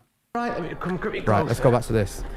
But thank you for liking the stream. Really soft. You'll both be looking down. Right, so what I'm going to show you here is that now, so we've used here, again, I don't want to stress too much or get you too worried or thinking too much about the actual modifiers and stuff like that. All just know for now, we're just lighting Hannah and Tom. That's all we're doing. Don't stress yourself too much with, I say, the technicalities of the light and all that stuff for now. But if you are interested, that is a Magbox Pro 24, which is my go-to softbox with the grid attached. And the reason I've got the grid on there is it stops the spill. So the light doesn't come out the flash or the Magbox and hit all around, hit the bookcase and all that. It just directs it like a beam of light. I love the grid, especially indoors. But again, I'm going to save that for a future live stream. For now, we're just lighting them. Let's keep on playing. Obviously, as well, what I'm not talking about in this stream, but is extremely important, it goes without saying, is posing. Again, that's a whole different thing. For this stream, it's just about giving you the principles. So don't worry about the posing yet either. Slightly down, but just with your head a little bit behind hers, if you can. And thank you, Sander. Yeah, there, yeah. Resting your head really soft. That's it. Just so you're touching your head. Right, I've just took the photograph that you're going to see, but I also need to take another photograph now to remove the softbox, which I don't show you. Just have to imagine it happened. So that now becomes that. So easy, really easy. And hopefully it's becoming easier the more you're now seeing this. So let's go to this one. This was taken in Bermuda. I don't know if Eric and Voorhees are watching this, but If they are, just going mental. hi to Eric and Voorhees, 2 of the nicest people I've ever met during my whole career. And I now would not call them photography friends, I'm going to call them friends. They were just amazing hosts when Helen and I went to Bermuda. And they arranged this shoot. Now, the bright part, again, it's just repetition. Repetition is really important. The brightest part of this photograph is the sky behind we'll just Italia. do one more where you're really looking up, just laughing your head off. The reason I'm whispering now, but I was whispering that shoot, is because this was the most serene, quietest beach I think I've ever been to. You could just hear, you can hear how loud the insects are. And there was just 2 or 3 people sort of sat around on the beach enjoying the sunset. So I didn't want to be my normal, stupid Austin Powers self. So I was trying to make Italia give me loads of energy and smiles and laughter whilst saying it by whispering. Mental.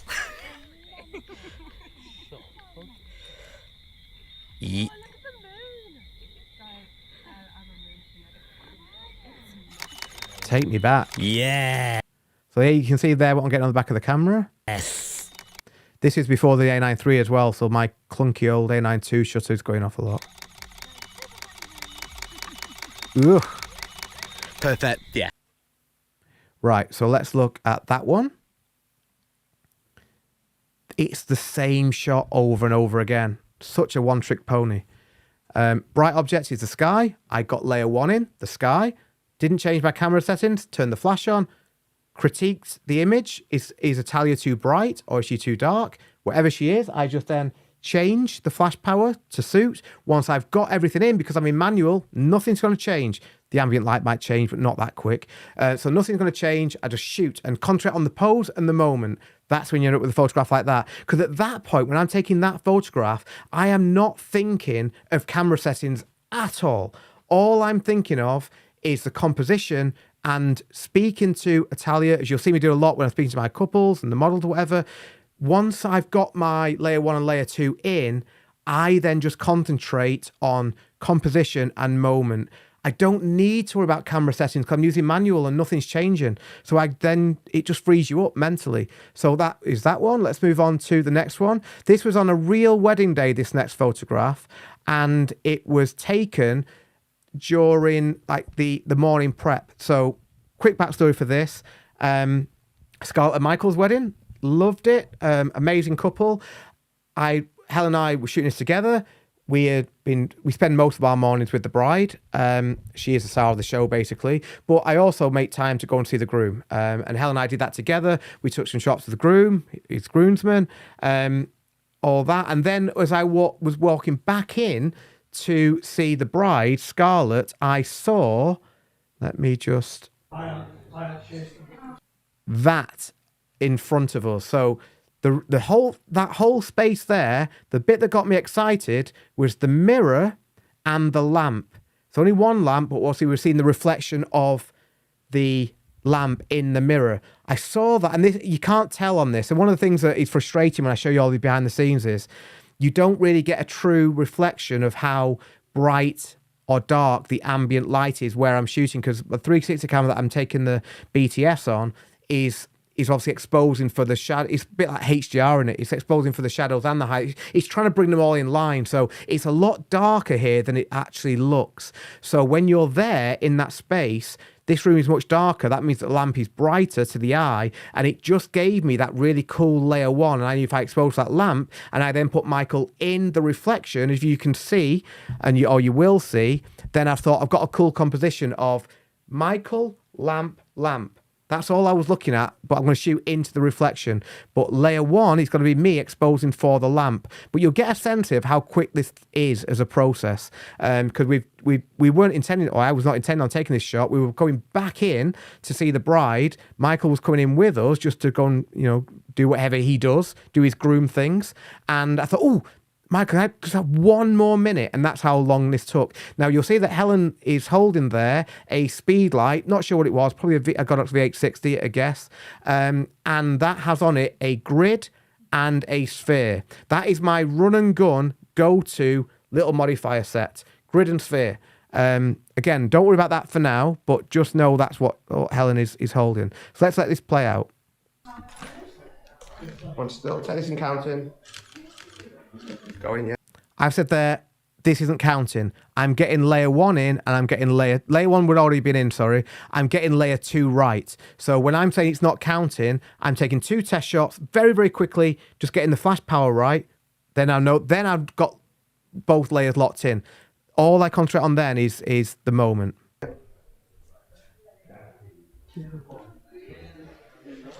That's cool. So just looking down into your cuffs for me. So I know now that I'm happy with the settings. So I'm now going to play around with the pose. You are like, yeah, no, don't apologise. Nice. It's going to be a composite Helen, so I'll ask you to move in a second. Just looking toward Helen now, if that's all right. I apologise. Wait a minute.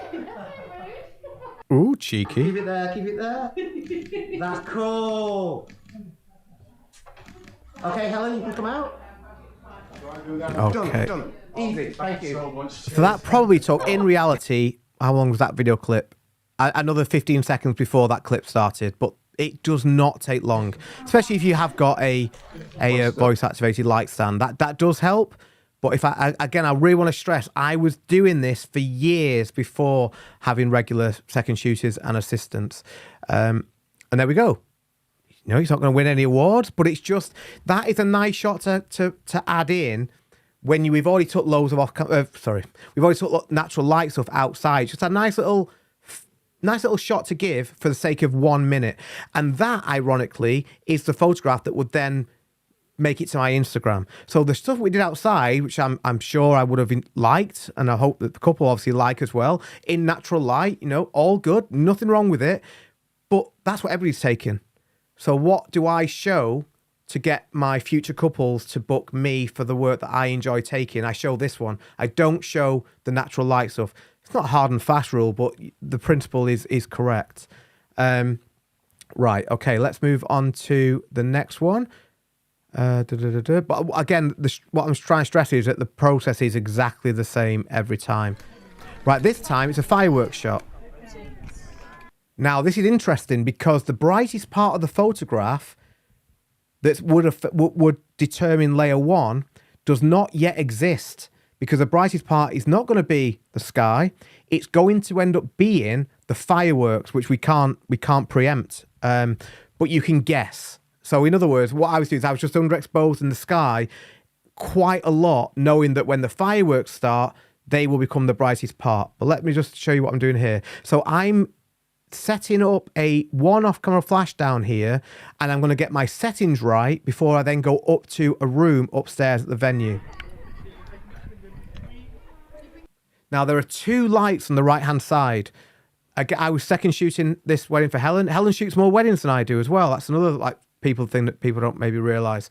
So I am often second shooting for Helen, and at this wedding, Helen was the first shooter. So sometimes being the first shooter isn't the best thing, because you then have the responsibility, usually, I know there are people who do it differently, but usually you then have the responsibility of getting the safe shot, which people sort of expect. So Helen was doing that, which is basically being just behind the couple, that couple facing the fireworks, going to light them from the side, and get all the fireworks, the couple are in front of the fireworks, the shot we're all picturing.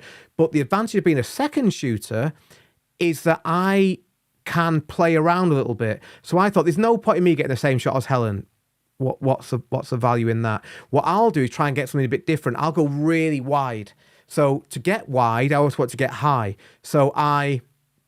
In the venue. So I went inside, went up the staircase, had to borrow a room key from one of the guests, and then sat outside the window ledge, as you'll see me doing. But when you're using off-camera flash, as long as the distance from the flash to the couple or whoever you're shooting doesn't change, then you can be 100 yards away and the exposure on the couple will be exactly the same. So if I ask Helen now to stand where the couple will stand, I can get my exposure right of layer 2, and then I can just go in and know that I'm set. Yeah, if you could just stand there for a second, please, Helen. Right where the couple will be. Because I might want a bit of a bigger spread because... Right, wait a minute.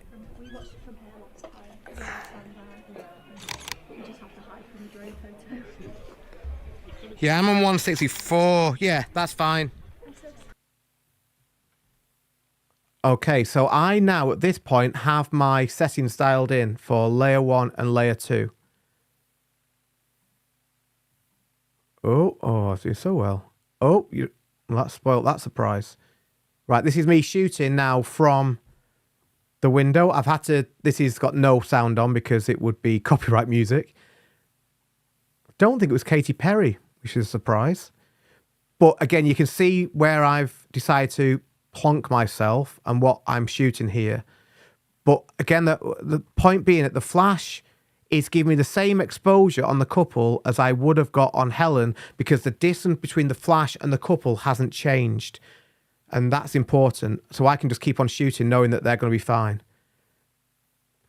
With fireworks as well, if any of you have had the pleasure of shooting fireworks, it's really exciting. I love doing this. You know that basically you have, say the fireworks last for a minute and a half.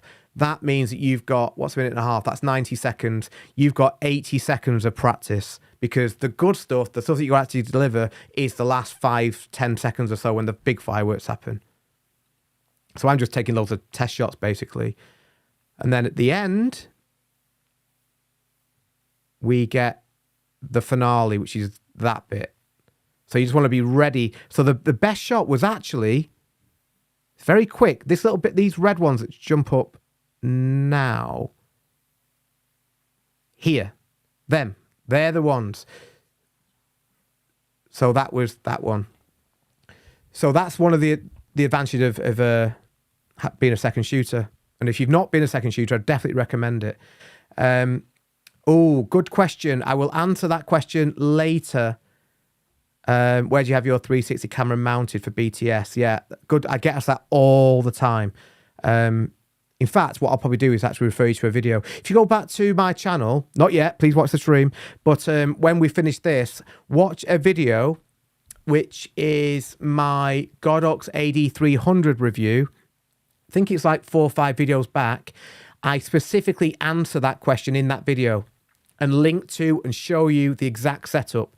So it'd be better if you see that. So yeah, the AD300 video, which is with Demi, I answer that question in there. So yeah, that'll help. Right, so let's move on to the... Oh, there's another fireworks one as well. That's another one. So they were the 2 that I took. Right, okay. Move on to the next one now. This was taken from a workshop that Helen and I did in Ireland last year. Loved it. So hopefully you can tell what I'm going to do now. The bright object here is all those candles. All I'm going to do is expose for that, light the couple, critique it, maybe change layer 2, and then keep on shooting.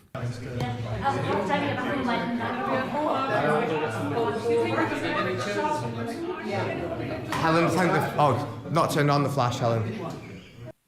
Yeah, this is not a real wedding day. The guests should have put more effort in if it was. Just looked and thought we just looked and thought it might be nicer to have them both in the doorway a little bit more. So just one. Sorry, both you two. So beautiful. Can I take one step? That's it. Yeah. Yes. Good.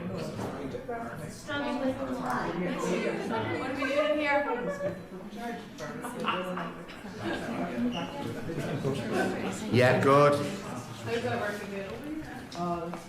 Okay, Helen out. Do want to say, I don't know, I've not seen his comment. I don't know if Richard is watching this, but Richard, who is a Flashmasters member as well, so if we go back and invites us, there he is. He invites us to Ireland. Nice. We're so grateful to him because we love this day. So if you are watching, or if you're watching in the future, hello to Richard. Also, you're seeing here is that's my laptop. When I'm teaching at my workshops, or any other time, when I'm teaching at workshops, I tether all the time now. In the past year or so, I've been able to do this thanks to Evoto. I can tether to Evoto. So attendees can see exactly what I'm taking, and that's good because they can see what I'm taking, but it's also quite bad because they see everything. They see all the test shots and all the rubbish. But yeah, that's what they're looking at there. So let's look at the end result. Remember, expose for the candles. Perfect. There it is. Easy. It's the exact same shot as every other one that I've shown you in this section. Right, so let's move on to another example now. Say Helen's so good at posing. That's beautiful, you two. And I'm going to make sure that we've got that light above them. Brightest point of this photograph is that light above the door behind Rose and Eric. Both. So, yeah, let's just... I'm not changing any other settings because nothing has really changed ambient Y setting. So, let me just... Good, you two. In fact, I'm going to go to F4 because the flash is... That's really nice. And I'll go let a bit more shutter in. Okay, gorgeous, you two. Right, I'm happy with the composition now, so I'm going to keep on shooting. Staying still the whole time. Just closing your eyes for me, both of you. Remember what I said there? Happy with the composition. What I'm basically saying there is layer 1's good, layer 2's good. All I need to do now is shoot and compose and make sure the moment's right.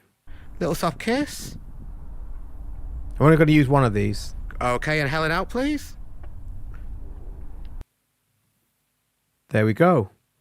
So very, very easy. Or hopefully, what I'm hoping is you can see that it is easy now.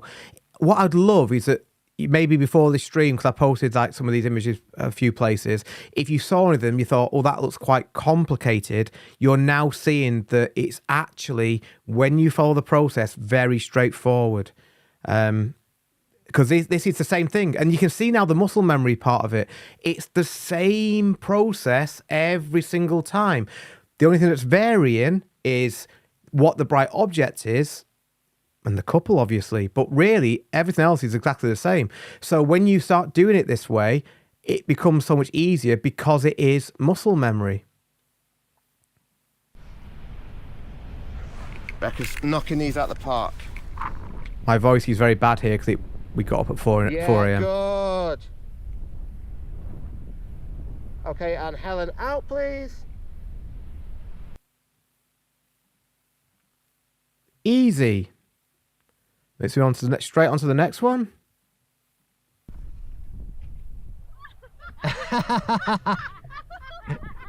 Oh, that's funny, that bit.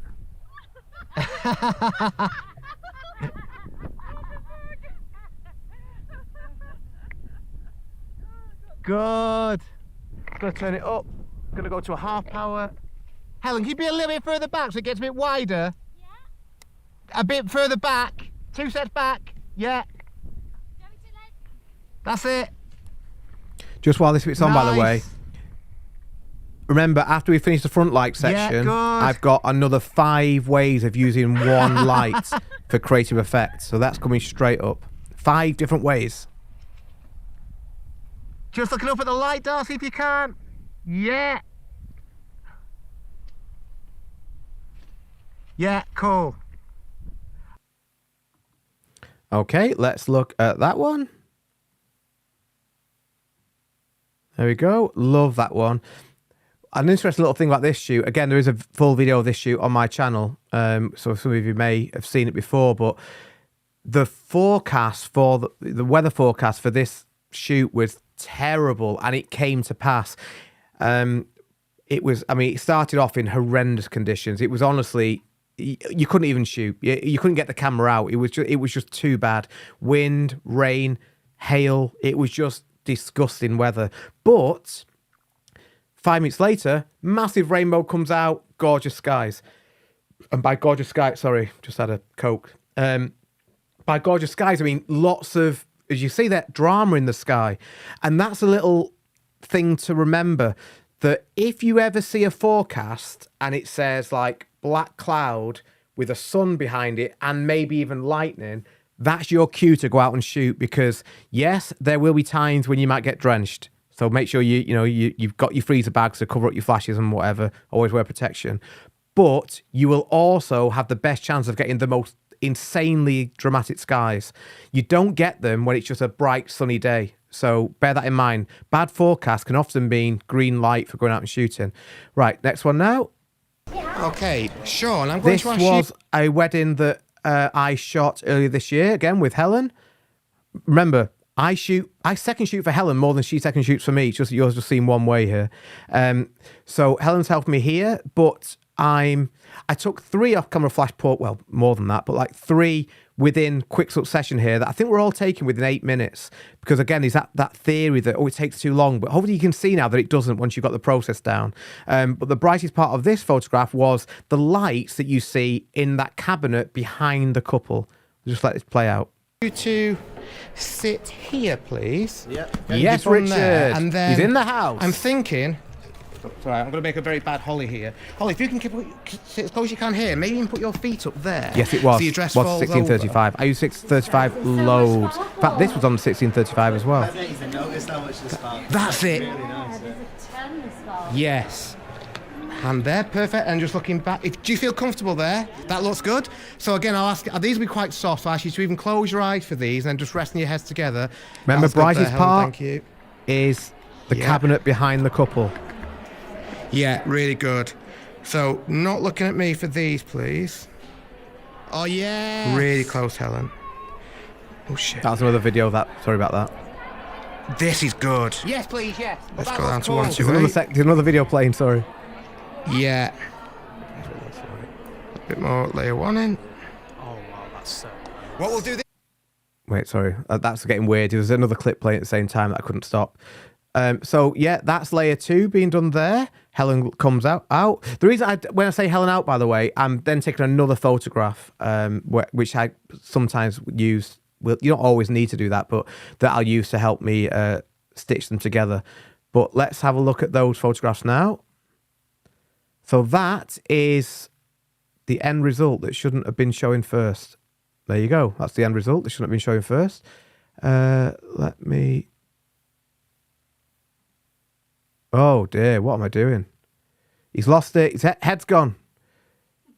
Right. I'm just pressing buttons here. This is what happens, by the way, when you don't go through the process. When you use off-camera flash, you start just pressing buttons and hoping for the best. Right. I thought I'd included more of these than I have. I hadn't. I thought I'd include layer 1, layer 2, and layer 3. That's why I was getting confused. I didn't. Bad. Okay, I love the next one. The next one is one of my all-time favorite photographs. I will, I think, at some point make a whole video on what you're about to see now. But I've shared the end result loads. I made a reel out of it. I just love it. It is a group portrait taken on a wedding day. Obviously, Hannah and Stephen, one of the best weddings I've shot. This as well. I don't know if they're watching, but if they are, hello. Oh, that sounds very weird. if you are watching, hope you're both well. But yeah, Hannah and Stephen were amazing wedding day. And we had this really stunning sunset. The problem was at their venue, the sunset was you couldn't see it. It was surrounded by these big, tall trees. You might end up seeing in part of the video, I can't remember. So in order to get a shot at the sunset, then we need to go to the side of the venue, basically to the entrance where you can see there was a road. But I knew that if I could get low and have Hannah and Stephen walking along that road, I could really fill the frame with the sky, which was looking really dramatic. So what I was doing here was just going to ask them to walking across the road with Helen being the eyes for the oncoming traffic, take some shots of them, and that would be that. But it took a bit of a turn, and I love what happened next. Again, if you're new to this stream, by the way, hope you're enjoying it. And hi, can you please like the stream? We're on 153 now. We've got 125 people watching. Don't know if it's possible to get to 160 likes, but if you can, I'll give you another applause.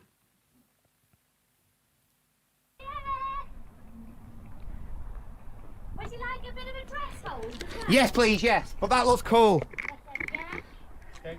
Yeah. Here's what it looks like. Oh, that's beautiful. Oh, wow, that's so nice. Boys did well there. Layer 1 is the sky. We're exposing for the bright thing. The sky is the lamp from the first example. So layer 2, obviously, is the flash that we're introducing. And then we're just shooting then, making the moment happen. Now, you might have noticed there, that first shot that I took was just me taking a basic shot. Nothing clever going on there. Because the way that I always shoot is to take what I feel is the safe shot first. Once I've got a good safe shot, that allows me to then try something new, maybe a bit more creative, maybe add a mirror, whatever it would be. But I only do that when I've got the safe shot. So that's what I've done here. So I think, and for me, it's sort of like whatever happens now, I've got something. But now that I've got the safe one, I can play around. So let's see what I do next. I get the mirror out. What we'll do this time, Hannah, as you're walking, if you can be a bit more side on, a bit more like a crab. Oh, sorry. That guy's getting better. What am I doing? She's sort of doing... Let's go off and then do desktop. Yeah. So basically, I'll show you these. They look so cool. Oh, But I was going to ask you if you can walk a bit like Stephen a crab, language. so I see a little bit more of you. Oh, Stephen just takes one extra step ahead. Yeah. If that makes sense.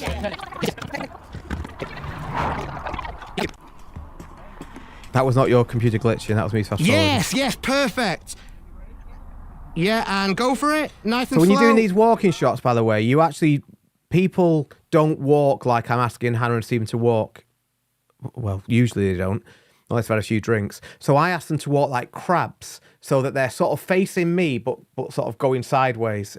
Aesthetically, it looks better on photographs than if they're just side by side. Epic. Perfect, you two. Go do that one more time. Go try. Look at the sky now. The last one, I'm going to use the mirror.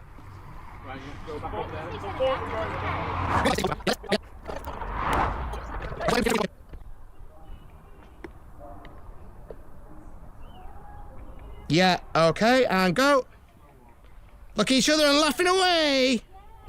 we're gonna get killed by a truck. It's worth it, it's worth it. Perfect. People whinging. Let me get my shot. It's a little bit amazing. That, isn't it? Oh, look at them. This is the only night this guy's been like this as well. Oh wow. Did you put your mirror under that? Then? Yeah, Oh, I it's the love mirror. these two. Wow. That's cool. It's like walking on a lake. Yeah, I'm going to just do one more for good luck if that's right. I don't know if it's a bit hot. Right, one thing just to say, just to preempt what's going to come next, because it was what I'm going to show you now is one of my favourite photographs, but it was not planned. I wish it was, but it ironically it would be now, because it's now in my memory bank, but it wasn't planned at the time. But if you're ever shooting a bright sky and you expose for the brightest part, whatever time of day it is, the rest of the sky is going to go very, very dark. And then anything you put in front of that sky is going to go into silhouette. That's what I was playing on here. My bad. What? I'm actually really nice. Oh, we've got this. This is just me literally making double sure. And this time, you look at each other, you're laughing at each other, you're loving life. Oh, sorry, boys. Can I just bring you this side for a second, please? Actually, do you know what? No, do you want to be in this? I'll be in it. Yeah, can you? One of you want to stand on there? On the wall. So as just said, by the way, they are the couple's three sons, and they were just coming out just to watch. And it was really lovely lads and great cheerleaders. So at one point they were in the shot. I was like, oh no, can you just come back? Actually, let's keep you in. On the wall, yeah, because you're. Yeah. Oh, actually, that's a nice idea. Should we put... Yeah, but I need to be separate. So one on the wall. That's the one there. If you can stand facing me with your leg there, yes, it's about your side. Yeah. Yeah, that's good. No, you're good. You're good. But and we'll put you at just this side, so when Hannah and Steve start walking, it will work. Actually, if you want to come, what's your name? Sorry, Kyle. If you want to come closer to me, Kyle, you're going to be about. I'm looking at this way. Closer to me now. One step this way. Yeah, there. What do I do? Just stand? You're just going to stand there, yeah. Actually, side on to me, that's fully facing me. Almost like with you, do you want to just put your arms, like, it's because so I can see the shape of you. And then looking that way. Yeah, and you're going to both looking to the side. Yes.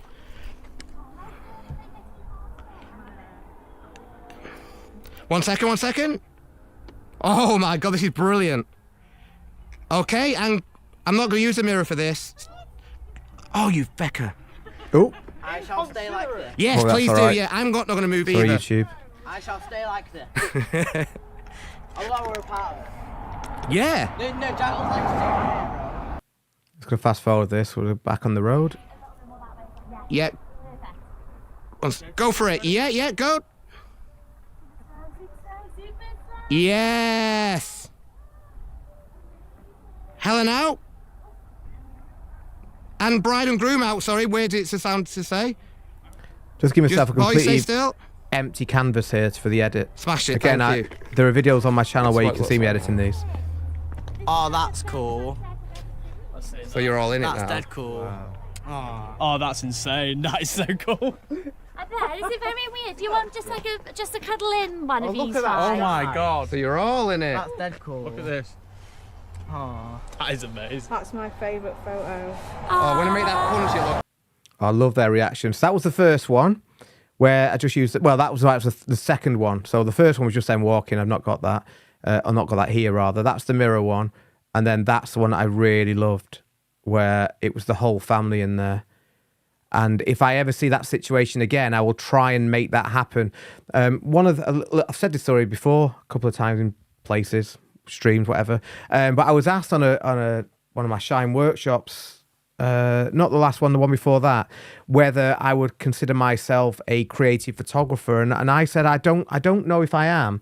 I think what I'm quite good at is remembering shots that I've either taken myself or seen other people take, and then be able to copy and paste the principle of those shots into other photographs that I might take. So this now sort of becomes one that is in my head now. So when I see bright sky and things like this, I'll be like, in fact, the last wedding that Helen and I shot, I did the same thing with a family, much earlier in the day, much brighter sky, but the principle was the same, that I put their children, 3 kids?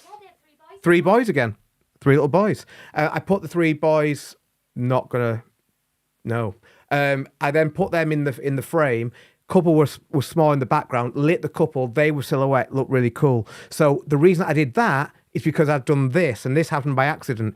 But one of the things that I think I do a lot is I will remember shots or scenarios and copy and paste them into the new scenario, if you like. So that's definitely going to be in there now. Right, I'm going to show you the last ones from this section. Remember, coming up next is going to be, well, I'll tell you now, it's backlight, but I've got four different sections coming up next about other ways you can use just one light. So let's just look at the last one from front light first of all. This is from the video that I've just posted yesterday. I love this shoot. Let's go to F2 the to really longest let video more I've ever ambient through. posted. I really want to always shoot wide open, especially on a 1.2 lens, but let's be sensible. Gorgeous. So yeah, this is not a real wedding day. Even me, well, there's no way I could get a bride to do that on a wedding day. But the principle is the same. Brightest point of the photograph is the sky. So we took this one. Again, it's the whole, in fact, that is the photograph that I edit in the editing tutorial of the video that I posted yesterday. So you can watch all that there. So I won't stress about that one, but I just included this one as well, just because this was just fun, this next one. Okay, right. Yeah, perfect settings. Okay, we'll give this a go. 3, 2, 1. You love it. Perfect. I love it. I love it too. Look, again. Yes. There it is. Love that one. Yeah, again, last time I'm going to say this, the principle is exactly the same. That is the same shot as the first shot I showed you. It's a bright object. We're exposing for it. We're then not touching our camera again, because that is layer 1. That is our camera settings. We don't touch our camera settings again. We just then go to adding in the light. We then check the strength of the power of the flash. If it's too bright, we turn it down using our trigger. If it's too bright, we turn it. If it's too dark, we turn it up using our trigger. We don't touch our camera settings. It becomes so easy. You will be able to take shots like this with your eyes closed, not literally, figuratively, if you practice. That is all it takes. Again, if all this is making sense, please let me know in the comments. Sorry, again, I've not been very good at reading the comments, but I've been very conscious that I am overrunning and we've got another 4 sections to go. Well, hopefully you're enjoying this. If you're enjoying it, then it doesn't matter. So we've got 126 people watching. Again, if you've not liked the stream before, can I please ask you to like that stream? And I will... Oh, I'd like to be able to do more stuff about this, but YouTube has things that I can't say. I would like to make some sort of Yeah, I can't say that word. But yeah, thank you everyone for watching. Oh, check is in the post to Adrian. Thank you. Yeah, they are available. Link in the description. That's not me that said that. I'm just sharing what I've said. I just say what I see. Say what I see. Right, let's go straight on to the next section now, which is oh, sorry everyone. Oh, wow. For all these, we facing That's woke you all up. Just a little bit more side on. My God, this is like some sort of a Jive Bunny mix. That will make sense to anyone who is not from the UK and below the age of 40. Okay, so next section is backlights. Again, the easiest thing in the world, because all we're doing with this is putting a light behind the couple. That's it. It's easy. But the principle is the same. We start off the same. Well, the whole thing's the same. We take our layer one, but rather than having a lighting the couple from the front, we put it on the back, usually on a light stand, and that's it. One light, nothing more. And it's surprising what you can get with only one light behind. Let's see. I'm working too fast for that. It's getting This more was in purple, Paris. I think. Well, Kim and Glenn, Yeah, I maybe. think so. I don't know if they're still watching, but if they are, this is them. See what happens? Helen and I are shooting their wedding later this year. Again, keep goes on for now. So, what I was trying to show you there is that is just one. This again, it was freezing cold. It was really windy. It was, I don't know what time this was, like 4 a.m., 5. I don't know. It was stupidly early. And Kim and Glyn were rock stars because it was so. Look, notice what I'm wearing, then notice what especially Kim is eventually wearing, as I've got like a t-shirt on, a jumper, a hoodie, a thick coat, a beanie hat. Yeah. Oh, Kim is watching. Amazing. Oh, and Eric's watching. Love it. Oh, all my favourite people are watching. Not at all, Eric. Thank you. I will never be able to repay you, Eric, for what you've done. Right. So let's just. What I was trying to show you was that is just one bare flash behind Kim and Glyn. I was going to do. See what happens? Just do the exact same thing again, but again, keep goes on for now. What I would say is this is actually very important. Usually, if I'm backlighting, I have a Magmod grid on the flash behind, and the flash is low and it's slightly pointing up, because what that means is that the grid ensures that I'm not hitting much of the floor. And I don't like sometimes I do, but a lot of the time I don't like it when I'm backlighting and the floor is too bright. So to counteract that, I put a grid on the backlight. That really limits how much hits the floor. I didn't do that on this one because, and this is why I want you to see this, that flash is much lower than Kim and Glyn are, because we've got these little steps. Oh, you can't really tell. See the steps on the right? I now go up some steps. So for all intents and purposes, that flash is actually on the floor and I've got it pointing up, but it's just because it's lower. I was going to see what happens. That's why I could get away without a grid. Again, keep goes on for now. Yeah, look how I'm dressed. I also included the bit of Helen here taking Kim's coat and running away because I think it's very funny. So just as we just did, really close, that little lean was perfect. Yes. Yeah, can't see your shoes, Kim. That's it. One flash behind. Right, and then I'm going to talk to you because I know that people will have a theory about this, which I'm going to debunk. There we go. Right, so most people think if you take a backlight shot, the couple almost have to be in silhouette, and they don't. What a backlight shot is doing is just producing a rim light. But if you're shooting in relatively, I mean, this was not bright, it was dark, as you could see, but if there is enough ambient light, with the help of post, you can bring up the exposure on the couple or whoever it is you're shooting fairly easily. Now, obviously, if I was taking this in the dead of night, I wouldn't be able to do that.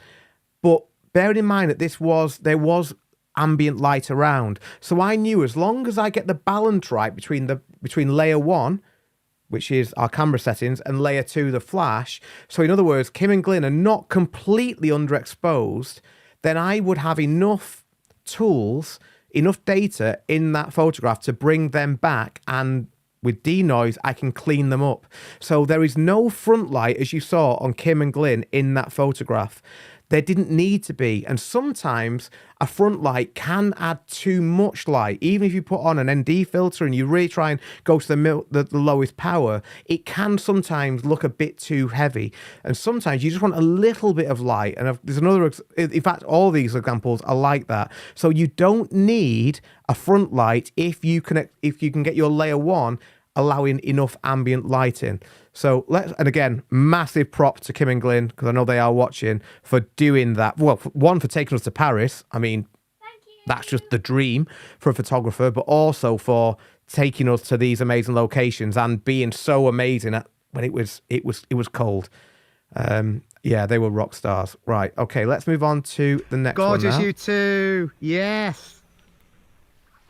This was a wedding that I shot really good late last year. Raining. Okay, do you want to grab your umbrellas for a second? I'm going to change my lens, and then we'll be done from here. Do note with these photographs that there is Always no without, front light, honest, only Becca. a backlight. That'll be your worst nightmare. That's it, really close, John. That's it, yeah, so you're right in the middle. Just look at each other, really cuddly close. 170 likes. Thank you, everyone. Yes, please. Exactly. You're doing perfect. Exactly as you're doing. One keeps moving. So I took 2 shots here, by the way. I just edited it so you couldn't see. The first one, you're going to see this one. That's a 1635. The reason, by the way, that I changed my lens, because you've got 2 cameras. When you go on A93, you never go back. So I do have 2 cameras on me the whole time. But I love the A93 so much that I just want to use it all the time. So especially for off-camera flash. So whenever I'm taking off-camera flash now, I'm basically just using one camera and swapping the lenses on it, which is not good. Do need to get a second one, but that's the reason I'm changing lenses. I'm going to change my lens, and then we'll be done from here. Always so without, to be honest, the Viltrox 85mm, which I love. Really close, John, for you. Goes back to what I said at the beginning of the stream about this comment where people say, oh, all you do is promote stuff. I only promote stuff that I want, by the way. That's the other thing. Just imagine if someone says to you, do you want this amazing lens? Make a video for it. Yes, please. But do you want this lens that you're never going to use again? Not really. But if like Viltrox saying, do you want the 85 1.4? Yes, please. And then I'll keep on using it. And the proof is here. You can see that it's my 85 now. And I did the same with the Sue 85mm, which is now Helen's 85mm. So, yeah. If people say, and it's all very easy saying, oh, you just promote stuff. Imagine if someone was saying to you, do you want this free stuff to make a video? And you actually want it. That's why I say yes to them, but I don't say yes to 9 out of 10 because it's like, no, I don't need a table tennis table. That's it, yeah, so you're right in the middle. Just look at each other, really cuddly close.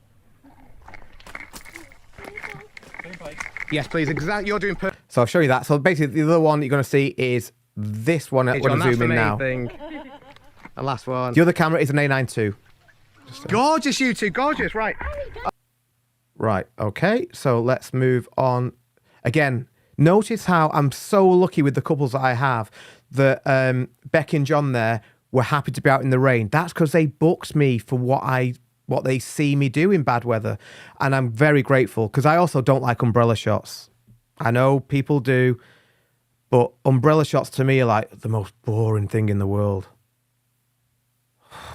It's much better when it just looks more, I don't know, just much more life. You don't have an umbrella. So sometimes Helen there was running in with an umbrella. When it's go time, the umbrella goes. In fact, I think the umbrella was actually behind them at the time.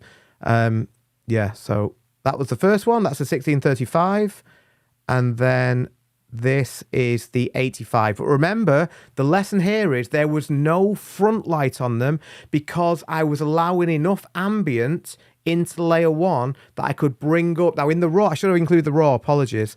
With the raw file, there is a lot of detail in there. And yes, it might be a bit grainy, but we have so many tools available to us now. Like denoise in Lightroom, so good at cleaning up noise. So yeah, you don't need the front light. If you want something that looks a little bit more softer in terms of the light. I just seen Drew's here. Yeah.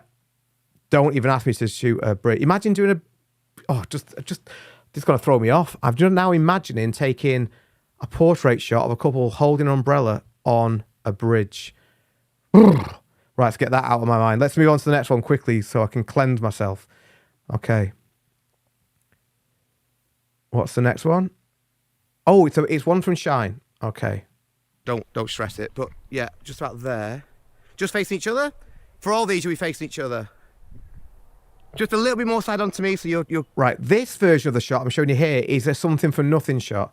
I was demonstrating here how you can just use one light behind a couple.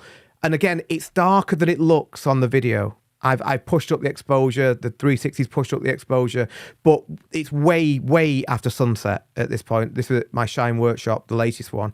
Shout out to everybody watching who was on there. But it was darker than you think. And one of an easy shot I like to do in a situation like this is put just a light above the couple, quite far back, high up, just fill the frame with the warm flash. It's got a half CTO gel, maybe full, either way, a warm CTO gel on that flash, just floods the whole shot with warm light, then just stick a couple in front of it, basically. So I'm demonstrating that here, but one of the great things is, if you then just move that same setup to the side and you shoot through some leaves, as you're going to see me doing now, because the flash is not directly behind the couple. The other two examples I've just shown you, the flash was positioned right behind the couple. So the flash is not impacting the rest of the frame. And that's good usually, especially for the rain shot, because if the flash is peeping through, we're not going to see the raindrops. But if we position the flash so that it's at the top of the frame, or just above the frame, sorry, not the top, just above the frame, right on the edge, it floods the frame and it will affect not only the couple, but anything else that we're shooting through. So in a second, you're going to see me shooting through the leaves, but the setup is the same. There is no front lights. Half and half to me, that's it. Again, I've included this bit just so you can see the rough setup and how far away it is behind Demi and James here. Not that far, I would say 5 or 6 foot behind. Really close with your heads. I know it's not counting, but that's it. And I've muted it. Right, so this is me taking the shot you're going to see. So the leaves are really important to this. The reason there's a laptop on the floor, again, is that the attendees of Shine can watch what I'm doing when I'm shooting, because I'm shooting tethered. So they're seeing everything come through.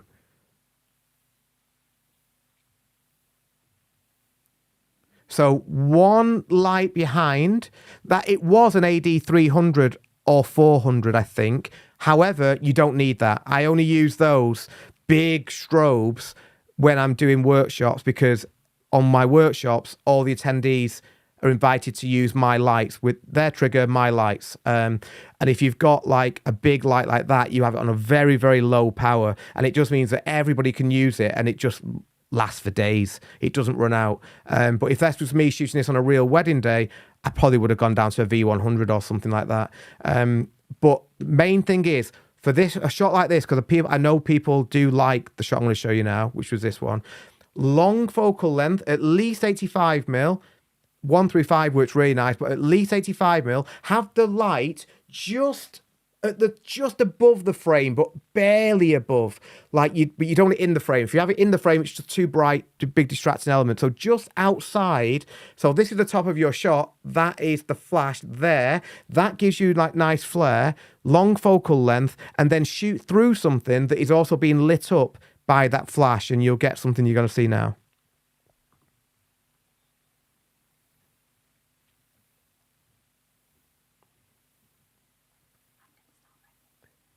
Okay, let me just move on to, where is that shot gone? I can't.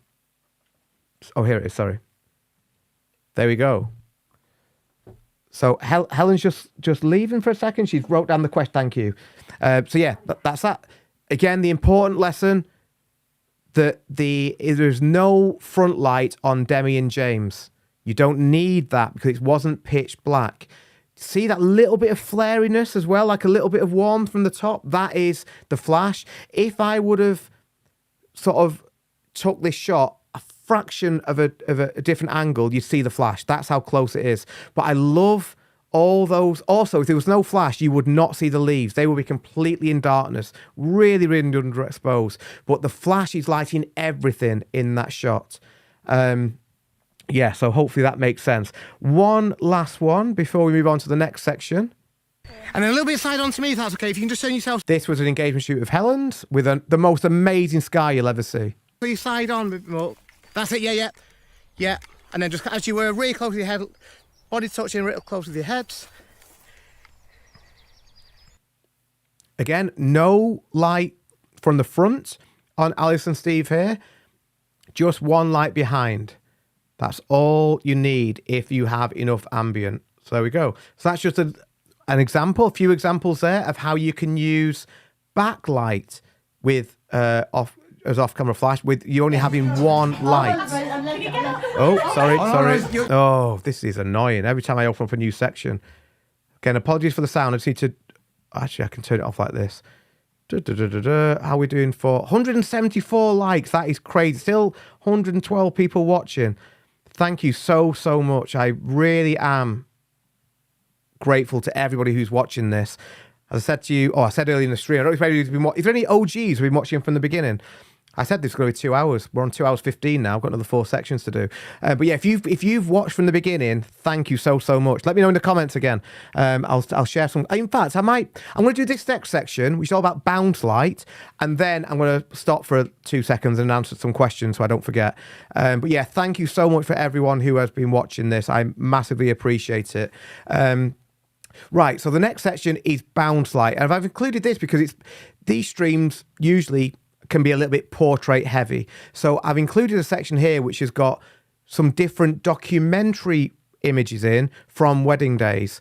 So all real weddings, real documentary, and how I've used one light to help me with those documentary shots, including one that was only taken Thursday, whatever last Saturday was, that many days ago, 5 days ago. Right, so let's first of all look at this video. So all you need is one light. Let's look at bounce light. Yes, Ginger, love it. Hope I've got your name right, Paul. Yeah, you're a lot. Oh, did you see the Eiffel Tower shot? You live in a beautiful... Congratulations as well, by the way, on the Champions League. I shouldn't talk about football, but I was very pleased you won. L'Ajador PSG. Not next season, but certainly this season. Right. Okay. Let me... I've love it. Thank you, Paige. Love that.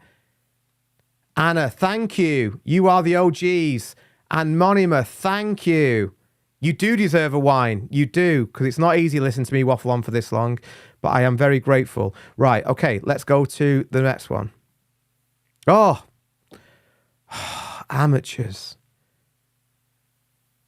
So that... No, we've done backlight. Okay, sorry about this. Bounce light. Yeah, this I've included. This is not... Flash does not need to be really complicated, really. Oh, look at that. Get loads of likes on Instagram. Like, how have you done that? Sometimes the most effective and most of what I use Flash for is the most simple shots in the world. You don't need to make it complicated. Just using one light like I'm going to show you here is huge, and it's like the meat and drink. It's like meat and potatoes. Like, it's just, this is your go-to bread and butter. That's the food analogy I was looking for. Bread and butter on a wedding day. So this was a shot that I was asked for by the bride, which is just she had a series of shots of her and the bridesmaids sat on the bed with these balloons. She's got the balloons especially for this, and she just wanted some shots on the bed. The room is quite dark, so you can imagine if I wasn't using flash, because I'm not going to inverse square on this stream, but we do have window light from the left, but that would affect the bridesmaid on the left, but not affect as much the bridesmaid on the right. So it'd make editing it a bit of a pain. And it just wouldn't be that bright. It would just not be that good. It wouldn't be very flattering. So instead, I've got there a V100. If I'm bouncing, I don't use a modifier. There's no need to use a modifier because the ceiling is my modifier. So what's helped me here is the fact that we have a low ceiling and it's a reflective ceiling. It's white. So that means that the light bounces off it very well. So if we bounce our light off the ceiling, it becomes bigger, which means that it becomes softer and we get a bigger spread due to inverse square law. That can be for another stream. But just doing this means that you've then got a light source which is able to fill all the width of that bed, lift up the shadows, and just make it really easy to edit. So this is just me using one light on a stand to take pretty boring shots. Oh, no, you're warming them up. It's good. Gorgeous. Love it, Andy. Yeah, nice. Oh, beautiful. Again, it's looking at Holly for me. There it is again in the stream. You'll see these BTS, by the way, are hard to edit because I'm not filming this for you know what I mean. I'm not purposely trying to think, oh, have I got that? Have I got this? So I thought, oh, you can at least see the stand there in the reflection. Me, gorgeous. And you know the drill, you're going to get really close, really close, so your heads are almost touching. I said you know the drill there because I've done this with a few groups already, I think. Right, so I'll just show you a few examples where I used that here. There you go. Just simple, but very effective. Say it's not going to win any awards. Wouldn't enter it for any awards, but that is your bread and butter, how to use flash on a wedding day in a dark room. It doesn't have to be complicated. It doesn't have to be, you know, something that's going to win an award. It's just to help you when you're in a dark space. So we have that one. And also, you can see here that it filled the room really nicely from left all the way to right, whereas it wouldn't have done if I was purely relying on that natural window light coming in from the left. So a similar example here, but this is now after this wedding. I could talk about all day about this wedding. It was amazing, but whoa, it was stressful because the couple got married at 4 p.m. on, I think it was the 3rd or the 4th of January this year. So, and they wanted outdoor shots, but the sunset was bang on 4 p.m. and that was where their ceremony was, indoors. So we had to literally run out. This was not me wanting to do this. It was the couple wanted these shots. Run. So they basically walked up the aisle straight out. We had to go down some stairs straight out into the freezing cold, and we did get some nice outdoor shots with the dying embers of the sky. So I was really pleased we got that. But then when we came back in for all the hugs and all the good stuff, all the moments, it was pitch black. So by that time, if I was shooting with purely natural light in this space, it would have been a nightmare. And do you remember at the beginning of the stream, the OGs will remember this, I said how flash can give you confidence. If I were walking into this room you're about to see now, let me put it on the screen, without a flash, I would be panicking. Again, it doesn't look on the video as dark as it actually was. But even if it wasn't dark, the only light source is these LEDs from above. It would be horrible.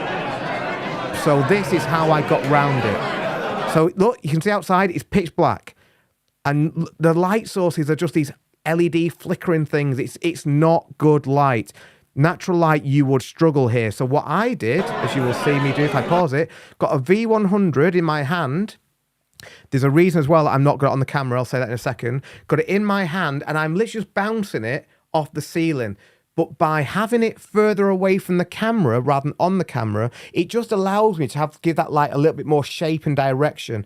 I'm not personally a big fan, that's putting it politely, of direct flash. I hate it. So I want to try and avoid that as best I can. So I also don't like flash coming from the same direction as my camera. So by doing this and pointing the flash up and away, I can direct the light almost live by taking a lot of shots. And when I look through my EVF, I can see what I'm getting to. I can adapt quickly with my left hand and shoot the moments. Now, with a shot like this as well, I'm using a slow shutter speed to get the ambient light into layer 1. Because if I use a fast shutter speed here, the background would just go to nothing. It would just look horrible. But by using a slower shutter speed, more ambient light comes into layer 1. That means that we see what's going on in the background. And also, it might mean that we get a little blurriness, but we don't get any blurriness on the couple or whoever we're shooting because the flash will freeze them. Anything that the flash is hitting is frozen. So they remain sharp. Anything beyond the flash with a slow shutter speed will turn into a little bit of shutter drag waviness. That doesn't matter though. So you'll see here, I'm doing this. That there, I've slowed it down because that is one of the shots that you're going to see. In fact, let me just show you that one now. There you go. So you can see there that you see the background. I think it's quite nice, like in that ambient, but the main people in that shot, the girl on the left, bloke on the right, two people hugging, they are tack sharp because the flash has frozen them. Imagine what that would look like with natural light. Now, don't imagine it anymore because it's horrible. But let's just move on past that. See, I don't know what natural light shooters do here. Nothing against them, but I don't know what you do.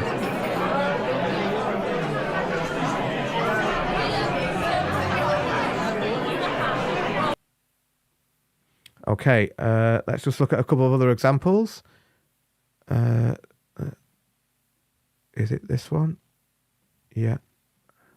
So that's that first one. Another one. One thing you do need to be aware of when you're doing this is you basically need to keep the same distance from your subject, that otherwise the layer 2 will need to be changed. But I am keeping a roughly similar distance. I love this one. It's one of my favourite photographs from the whole wedding. Just Holly showing her ring to, I don't know who the lady is, but like a family or a family friend. But it's just so genuine and natural. But look at the light. Do you see how the light is now covering all three people? That's because the light is not direct. If it was direct, the distance it travels is much shorter. The shorter the distance, due to inverse square law, it will affect part of the photograph much more than the rest. So if you're taking a few people, it might affect one person, but not affect the person the other side of the frame anywhere near as much. By bouncing, the distance that the light travels gets bigger. That means that you get a bigger spread. So you get even light like this. And another great example I didn't include it. I'll forget it. But you see there, nice even light because I'm bouncing the light. Again, I know I'm throwing a lot at you here, but if this is making sense, I promise, like, it will never leave you. These principles, it becomes so second nature when you're shooting. Okay, let's move on. I was just thinking, yeah, is it 1635? Yeah, in fact, I will say, I am, I'm team 3585, but I will say I am using the 1635 loads now in place of the 35. I often do use it at 35, but I'm loving getting closer, getting wider. I've always used the 1635. It's one of the lenses I've had for the longest time, but I used to just use it for big scene setting shots, but now I'm using it for a lot more for documentary and stuff. And certainly in a situation like this, yeah, it just gives that a little bit more flexibility. Right,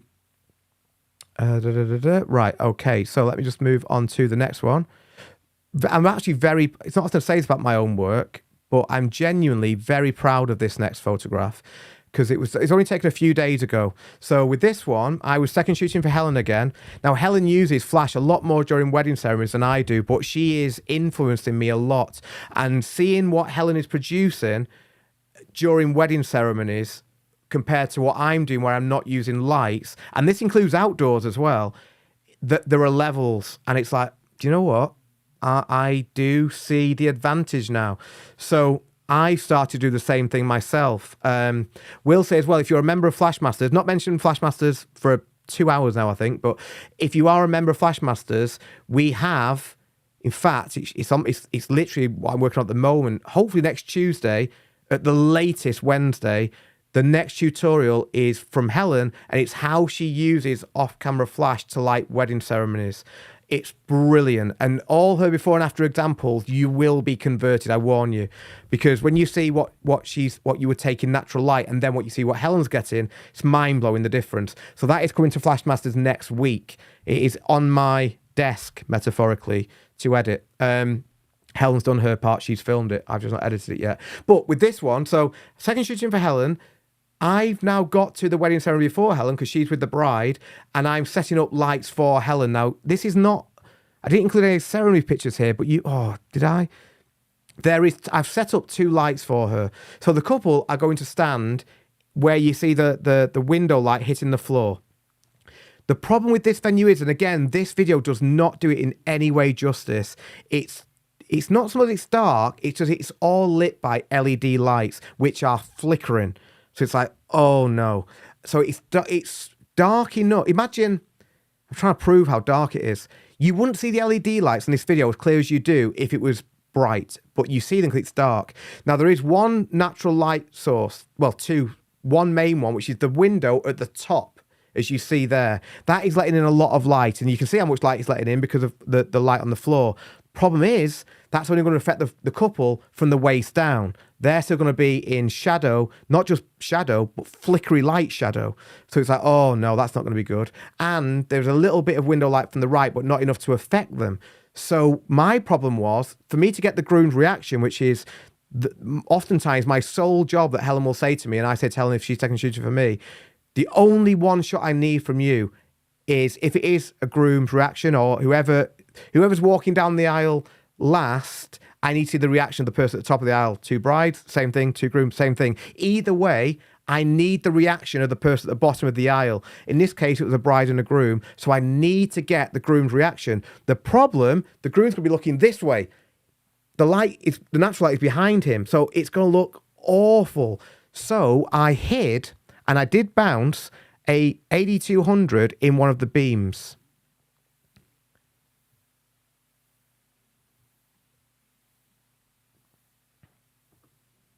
There. Look at that. It even had like a little bit cut out. I did not take my saw. I did not cut it out. I promise. But it's like, oh, this is maybe that's the photographer's ledge. Maybe I'm not the first to do this. But I thought that is perfect for an 8200. So notice that I've got that 8200 pointing towards the wall. So that means that the light source, in effect, is not the 8200. It's the wall. That means we're going to get a big spread for inverse square law. It means it's going to be a bit softer as well. So that means it's going to bounce off the wall and hit the groom as he stands in between those two pillars. That was the theory. So again, there it is. And I'm going to come back now and you'll see where I was going to stand. There. It would have been my only regret, but I also think it's quite good in a way. My only regret of this was not taking a shot of the groom properly when he's at the top of the aisle with no flash. The reason I didn't is because, and hopefully you will all feel this way, when you're shooting a wedding day, you're not thinking, I might use this content in a future live stream. I'm not thinking like that. I'm just shooting the wedding. And I don't have a shot without the flash. But what I do have, when I was going back through this, getting ready for this stream, is a couple of shots of him in that light to give you an idea. So that's one. Again, that's what you get if you're using natural light and he's looking sort of up the aisle. That's one example, and that's another one. That's where, like that's natural light for you. I hope that you will agree that what you're going to see is better. If it's not, then I'm packing up and going home, and I'm going to walk off from my ball. Oh, I'll have to mute it because of the music, so I'll just keep on talking. So yeah, I'm on my 85 Viltrox 85 and 1.4 again. Apparently I only do stuff to promote products for no reason, even though I seem to use them all the time. But yeah, so that's the shot you're going to see. And you can see, if I go back, you do see my flashing. But it's on, by the way, I should say, such a low power that it barely has any impact when you're actually there. You won't see anybody ever looking towards me or the flash. It's just so low. It probably was on like 164. It's an 8200, remember? And it's dark. One thing that people sometimes get confused about, and it's really important, this is one of the principles, the lower the light that you're shooting in, the darker it is, the less flash power you need. Sometimes people have come onto workshops and said to me, oh, I thought it needs to be brighter because it's darker. But if you do think that, one, you're not on your own, so don't worry. But two, that is complete opposite of that. The darker it is, the less light you need. So it is dark here, so I need less light. So that was let's go back one more time and I'll go straight into the image. Doing that to buy myself some time to try and find where it is. I turn it off. Here it is. There you go. So let's compare that to these. This is why I want shares in off-camera flash as a thing, because I think I'd make a fortune. How can you see these two examples? Not saying anybody is, by the way. You're all my team. But what do you do in that? What do you do? You would have to put your ISO really high. That means you're also going to have flickering from the LED lights. You're going to have some warmth from the LED lights as well. It's going to look horrible. And it's going to be grainy because it's really dark. I don't know what you do if that is what you're... And you've also got that horrible highlight on the back. So that is the reason that using just one light can save you. And that is the sort of image that you'll get booked for. Because if people are looking at photographers, then one of the things they often will do is do a Google search for the venue. And if they're seeing, photographers using natural light in that venue, then they see yours, you'll win. Right. Okay, let's just jump off. In fact, no. Yeah, I don't know who these questions were from, by the way, so apologies. But I'm just going to answer very quickly a couple of questions from people. If you do have questions, please put them in the chat. I will make sure that I answer them before we finish this stream. Let me just turn that off, okay, and that off as well, and then turn that. Right, okay, so Helen has, bless her, she wrote down in a notebook some of the questions that were left. I thought it said coriander. So any advice on how to get more clients? Oh, that's a huge one. Oof. Oh, how do I even answer? Any advice on that? Do you know what? I will have to pause that answer. Well, let me give you three things on top of my head, but that's not just a workshop, that's a 5-day workshop. How to get more clients. 1, only put out what you want to be booked for. Only put out shots that are worthy of it. One of the biggest mistakes that photographers make is they show too much of their work. You can give the impression of being an amazing photographer if you only show a fraction of what you take. If you're doing a blog post, for example, this is my way of thinking, remember. This is not me, it's right, just what I believe. Say you're doing a blog post. Remember blogs? Do they still happen? Don't put out 50 images unless you're really proud of 50 images. If you're only really proud of 5 images, only show 5. Don't dilute your good work by showing your average work. That's one of the biggest things I can say in terms of perception of you as a photographer. If you think that I even half know what I'm doing, it's because I'm good at curating what you see. I'm only showing you what I want you to see, remember. You're not seeing all the mistakes. You're not seeing all the rubbish. I'm only showing you the stuff that I want you to see. Curation. So that's one thing to be aware of. Also, you need to get in with, oh my God, this is so big. That, there's SEO, there's ranking on social media. You need to make relationships with suppliers and venues. That is one of the most underutilized, under-respected forms of marketing. Go out there, go to a venue, tell them, I would love to do a shoot at your venue. I'd like to hire a couple of models. I will like 2 hours at the venue. I will give you all the images after. I will make you an album. You can show it to your future couples. Do that at 10 venues. You've got half a chance of them recommending you. But you have to do that for your expense. You can't expect the venue to do anything. But I've done that before many times. Go to a venue, love your venue. Would it be possible for me to do a style shoot there? Could I get in professional models, maybe get a florist involved, maybe get a wedding dress shop involved, take some lovely shots in your venue, or promote the venue, but I'll give you all those images completely for free afterwards. I only need 2 or 3 hours. That's one thing you can do as well.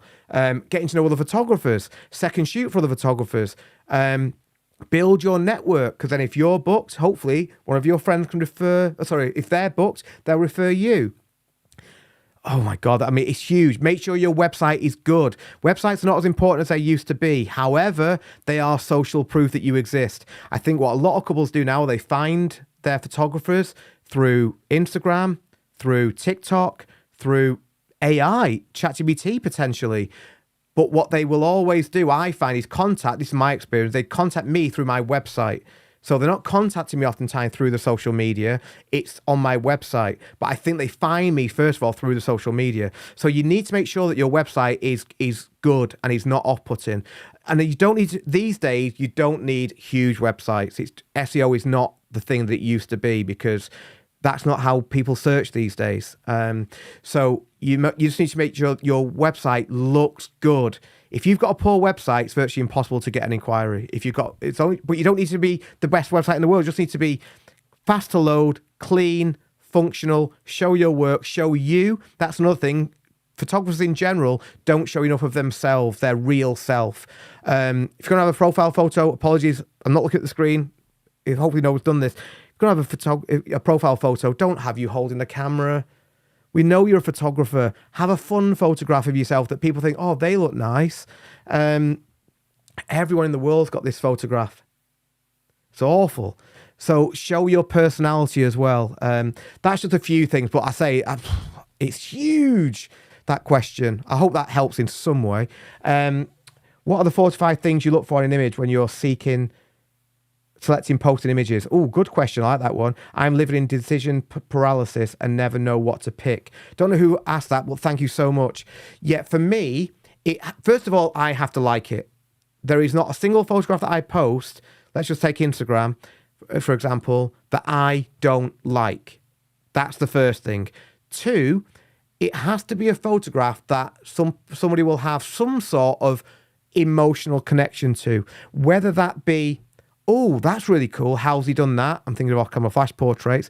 Or it could be a really beautiful moment, a documentary image, natural light image, but it has to be something that's powerful, that speaks to the viewer. That's why you will very rarely ever see me posting a group photograph. I take group photographs on every wedding I've ever shot. That's probably 1,000 weddings. Never not shot a group photograph, but I've probably shown in the past 5 years, 1. And that's only because it's a composite flash shot. I never show detail shots. I've not shot a wedding where I've not took loads of detail shots. But they don't give the viewer an emotional connection. So I want someone to drop onto my Instagram, say, and just feel something when they look at my work. Now, you may not, and that doesn't matter if you don't feel anything looking at my work. What's important is that your people feel something when they see your shots. You know, what the other thing is as well, this is really important. Again, on my workshop, I go into this in a big way on night 1. On my Shine workshop is 3 days. And I talk a lot about mindset and approach and business. And one of the things a trap that so many people fall into is they try to appeal to everyone. It's impossible. You cannot appeal to every single couple out there. Assuming we're talking about weddings. It's impossible. Every couple has different tastes, different wants, different needs, different photographs for different needs. One for Drew. So what you need to do is post the photographs that speak to you and speak about your style. That might put off 60% of the people who visit your website. But the 40% that are not put off will love you because you're showing images that speak to them. So I can't attract, I'm not going to get a wedding booking from a natural light, for somebody who wants natural light, airy-fairy photographs. They're going to look at my work and feel repulsed. But what my work will do is it will speak to the couples that like my style. But I'm not diluting my style by trying to appeal to the other lot as well. So really find out and stick to your style. On my workshop, I show a photograph that was painted by Van Gogh, whichever way you prefer it. But I don't say who it's painted by. And I just say, who took that photograph? And normally some people get it within a second. Van Gogh. And I then say, how do you know? Because it's his style. Right. Okay. That's what you want to get to that point. You know, if I think of Jeff Tisman, can tell his photographs a mile off. It's a huge compliment. Kristen Cardona, Jesse Morillo Plant. I can tell what their photographs are. It's like a fingerprint because they're putting their style onto it. And another one that's come to my head, Big H, like his work. Oh my God! Don't look at his work. Actually, you'll never pick up a camera again. It's too good. But the point being, you want to get to a point where you're only shooting for your own style. If you do that, you will attract your people. You will put off people. It doesn't matter because you're attracting your people. Hope that makes sense. So for me, post on Instagram, it's got to appeal to me. It's got to be something that speaks to people. And it's also got to be a bit different as well. Nothing generic. Nothing. If it's generic, it's boring. So they're my sort of like thresholds. So it's got to tick every one of those boxes. Now that does mean that I don't post as much as I probably should. but it also means that people's perception of my work is probably higher than it actually should be because I'm being careful about what I'm showing. Hope that makes sense. Right. Okay. Yes. There you go. If you know, you know. Right. Let's move on to the next one now, which is shutter drag. So some examples of shutter drag for you. Okay, actually, I've learned from this. If I open this straight away, you're going to be bombarded by different video clips. So we've got 3 different types of shots left. What if you can guess what they are? There are more than 3. I did have 7, but I thought this is going to go forever if I do 7. So there's 3 left. See if you can guess what they are. But the first one is shutter drag. All you need is shutter drag. Okay. The normal one I think looks amazing, which is these. Oh, wow. But I also love the shutter drag ones. Oh, yeah. Sorry, yeah, this is right. Where you're sharp. Yeah. So this was a reel. I had the normal one. I gave myself a week to prepare for this live stream, and I was still preparing for it 5 minutes before I went live. So with this one, I didn't have time to export it, so I thought I'm just going to share the reel. But this was the same one you saw before with Hannah and Stephen, who were on the road with the 3 boys in the silhouette. So I thought I'd finished portraits, but as we walked back to the venue was lit up. It's like, ooh, that's music to my ears. So the venue's lit up nicely, and we saw a little bit of the sky, that colourful sky that you saw. But you'll see how I couldn't see the sunset because it was hidden by the trees. But I thought, I'm going to take a boring shot of Hannah and Stephen. If they're watching, I did. I took a boring shot of you both. But that allowed me to then create something with shutter drag afterwards. Shutter drag, by the way, is what a lot of us do on the dance floor. We don't even think about doing it for portraits. Again, I'll always be as honest as I can be. This is not my shot at all. I told you before about the Rolodex of ideas that I have. This one, I first saw, loads of people have done it. 2 people I saw do this. Jason Vincent, shouldn't forget that I saw him do this because Helen and I were in it. When he took photographs of us, which was, again, Jason Vincent, again, one of my photography idols, who we have as an ambassador in Flashmasters, which is just crazy to even say out loud that he's associated with something that I'm doing. He's a genius. But Jason Vincent took portraits of Helen and I at the same time as Jesse and Maura LaPlante did. It's amazing. And we went outside and he just shutter dragged, which is basically where you use a slow shutter speed. So the principle is use a slow shutter speed, and any pre-existing constant light source will turn into a wavy line because you're painting, you're shutter dragging, you're light painting. And that would apply to your couple as well. However, if they don't have a light source on them, then they won't be dragged to the same degree. And if you add a flash, not a constant light, you add a flash, they will be frozen still and they will then be surrounded by the swirl. So low shutter speed and flash on your couple combined creates what we call shutter drag portraits. And that is what I'm going to show you now. So I took the safe shot first, then I turned it into a shutter drag. The normal one I think looks amazing, which is these. Oh, wow. But I also love the shutter drag ones. Oh, look at that. Where you're sharp. Yeah. Look at that. The bed. Yeah, I love those ones. Half a yard. That way. Yeah, that's enough, thank you. Yeah, exactly as you 2 are. Oh, yeah, really cool. You 2, hold it there. Cheeky shutter drag, Helen. Oh, I'm muting this actually. Is that on full power? There is some music in this. But yeah, I'm shutter dragging there. Anyway, let me just take that off and show you the actual image. Here. Oh, Neil. There's a safe one. Nothing wrong with it. It's fine. That is backlight. That's what we saw before. That is number 2. Section 2, rather. It's not number 2. I don't think it's that bad. Let me show you. But I much prefer that one. Again, maybe you won't. There's nothing wrong with it if you don't like it. That's the other thing. Remember, you can't appeal to everyone.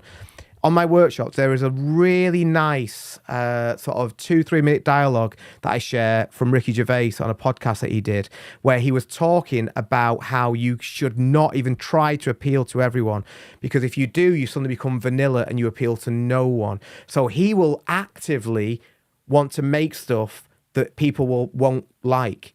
But he said, the more I do that, the more the people that do like it love it more.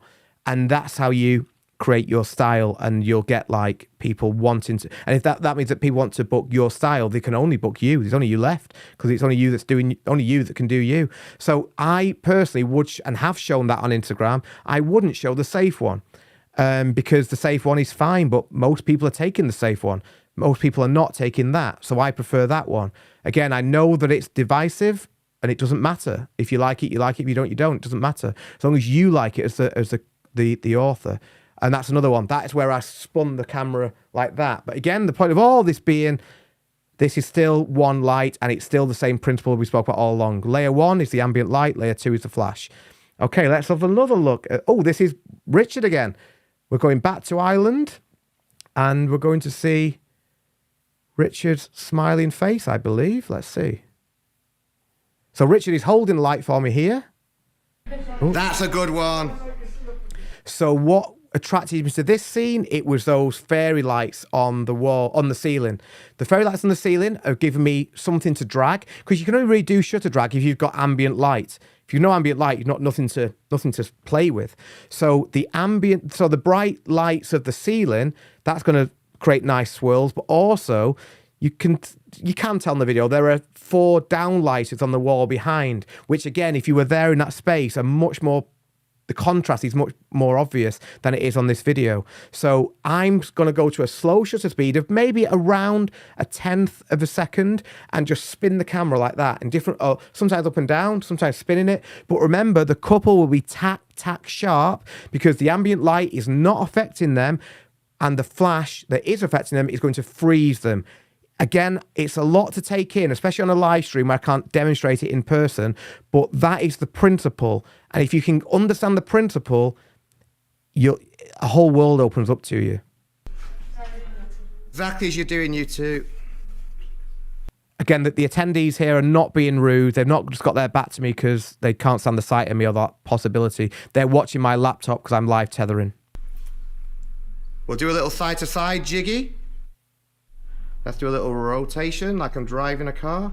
Oh, I love that. Yeah, but again, you can hopefully see on the screen that the couple are perfectly still, if you know what I mean. Like they're...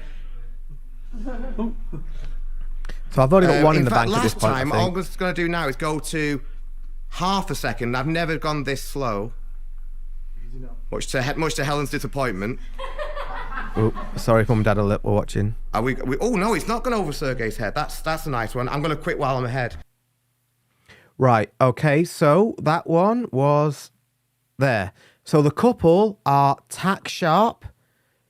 Remember the reasons why, because they're not being affected by the ambient light. If I didn't use a flash, you wouldn't even really see them. They will be as dark as the wall behind them that's not got the downlighter on. But the flash will freeze them. But the flash is not, the flash only freezes what it hits. So the flash is not hitting the lights on the ceiling, nor is it hitting the backlights on the wall behind. So they all become swirly and the couple becomes sharp. And expertly held light there from Richard. The light is exquisite. I'm assuming Richard's still watching. Right, okay, I think I've got another one of these to go, and then we move on to the next section. Well done, everyone. You are doing really well. Slow it down to 115. Oh, this is really short, this one. That's perfect, yeah. I made a video on this. This is on... yeah, this is there is a whole video coming from Ireland as well. Just hold it there, Don't know when James, that'll come so out, but I've got it all. still. But this is me doing it outside. Yeah, and it's hard to do it outside, especially in this conditions, because... I just realised I didn't name check who I was supposed to be name checking. The people that I took the massive inspiration for this shot, especially, was Jason Vincent and Jesse and Darlin. Amazing photographers from Utah. I saw them doing it, and I remember saying earlier in the stream as well. Somebody said, "Are you creative or do you have that big Rolodex?" I said, "Are you a creative photographer?" I said, "Well, hopefully I am to a degree, but I just have this massive bank of shots in my head that I can refer to." And Jesse and Darlin's was in there. I think it was only like the previous week that I'd seen their... This is one of the advantages of Flashmasters, shout out. I'm just immersed and just being bombarded with these images from the best in the world, like Jesse and Darlin. And they had took this shot, which was taken at night, and I can still see it now. at night in the forest with a backlight, and they just dragged it. I thought that looks stunning. And then when someone was asking me that question, I said, "No, I think I've got this memory bank of image." Oh, Jesse and Darling, I'm going to do it, and that's how this came about. Literally 10 minutes previous, I was not going to make this video, this YouTube video that eventually made it. It was Jesse and Darling. So Jesse and Darling, Jason Vincent, others have done it obviously, but they are the two that jumped to mind for me. Ostino, thank you, really appreciate that. Great question, Anna, as well. Sorry, I've just been waffling. I've not been reading the comments as much. How slow is the shutter speed for these? 1/15. Now, I will say, it depends on what you like as well, how much swirl you want. But where it's tough outside, I would not recommend it. Not for your first time. Don't do your first time outside. You can get into all sorts of trouble. And that's what I was doing here, and it was really bright. Now, bearing in mind that if we're going to go slow with our shutter speed, that's in a lot more ambient light into layer 1. So we need to cut that down. So how do we do that? Well, we go to our lowest ISO. What if it's still too bright? Well, we then go to a very narrow aperture, and that's what I was doing here. And I think I was at f16 for these. And now, what you should do is have a filter on your lens, like an ND filter on your lens. That would really help, but I didn't, because I just decided to do this 5 minutes earlier, then decided to make a YouTube video, which I did. It's on the channel. So I was struggling. But so my recommendation is don't try shutter drag portraits in bright light. There's a reason that people don't do it. And that is because you are going to something stupid like f16, ISO 100. And don't worry about the technical bits and jargons or everything. The narrower your aperture, the more flash power you need. So I need a lot of power for these. And look how close the flash was as well. So not easy to do these. Try them. I'd love it if you did, but I wouldn't recommend outside. Not unless you're really confident with what you're doing. But let me show you these results anyway. Yeah, so there's one. There is two. This one, by the way, is very much influenced / copied Jesse and Darling. That is basically what they did, and I just loved it. So yeah, go and check them out. Their work is amazing. They've won loads of Flashmasters awards as well, which is not a surprise. So yeah, that's some shutter drag. Is that all the shutter drag ones? Yes, I think it's. Oh wait, one more. And once you've got your settings in, you can just play around, just have fun with it. Swirl the camera in different ways, as I am doing here. But yeah, there's some examples. Right, we've got 2 more to go. We are doing well. Still on 91 people watching. If you've not liked the stream, can I please ask you to do so? And I really want to do something to give back, but I'm not allowed to say. There's certain things that if you say on a stream, you'll get into trouble for. And one of them is like me wanting to offer something as an incentive for things. So I can't do that, but I will think about something for the next one. But I will say, I'm almost certainly going to do another one of these on YouTube in the near future. Maybe in the comments, you could say what you would like me to cover on a future YouTube. I will say, because people will know me with different hats on, Patreon hat, YouTube hat, Flashmasters hat. We do live. If you enjoy this, we do this every single month in Flashmasters, not just with me, but with our guests, our amazing photographers from all over the world. They'll come on, share their work, and we learn so much. I learned so much. My work has been, I wasn't doing this light in, light out stuff before Flashmasters. I wasn't doing shutter drag before Flashmasters. I've just been so in composite portrait. I'm going to show you next. There's what we're going to do next, composite portraits. I wasn't doing that before Flashmasters. I'm so inspired by what I see. So again, shout out to Flashmasters. I mean, it's only on the screen 3 places, so you might not have seen it. But if it has slipped your mind, it is mine and Helen's online education community. We put everything that we've got into Flashmasters. We have monthly live streams. We have dedicated tutorials about certain subjects. I've made, which ones have I made? Introduction to off-camera flash, how I like speeches, wedding day speeches with off-camera flash, loads of something from nothing stuff. We're just about to put out how Helen lights wedding ceremonies with flash. We've got how to light champagne spray. We've got how to shoot sparklers. We've got all sorts. It's 25 live shoots with Kristen Cardona and Big H, 2 of the best in the world. It's all in there. And you can use code Neil10, I believe, for 10% off. You can join for free, make your own profile page, watch certain amounts of content, but join on a pro, $25, sorry, if you join on pro, 10% off using that code. You can get access to everything. That includes entry to the awards, watching our live streams live, watching all the watchbacks, all the tutorials, making your own profile page, all that stuff. Flashmasters is everything to us. So yeah, can't remember what the point was of that. Oh, can I buy? Yes. One of our to-do list items, Ginger, is to make a proper page where we sell stuff. So yes, you can't yet.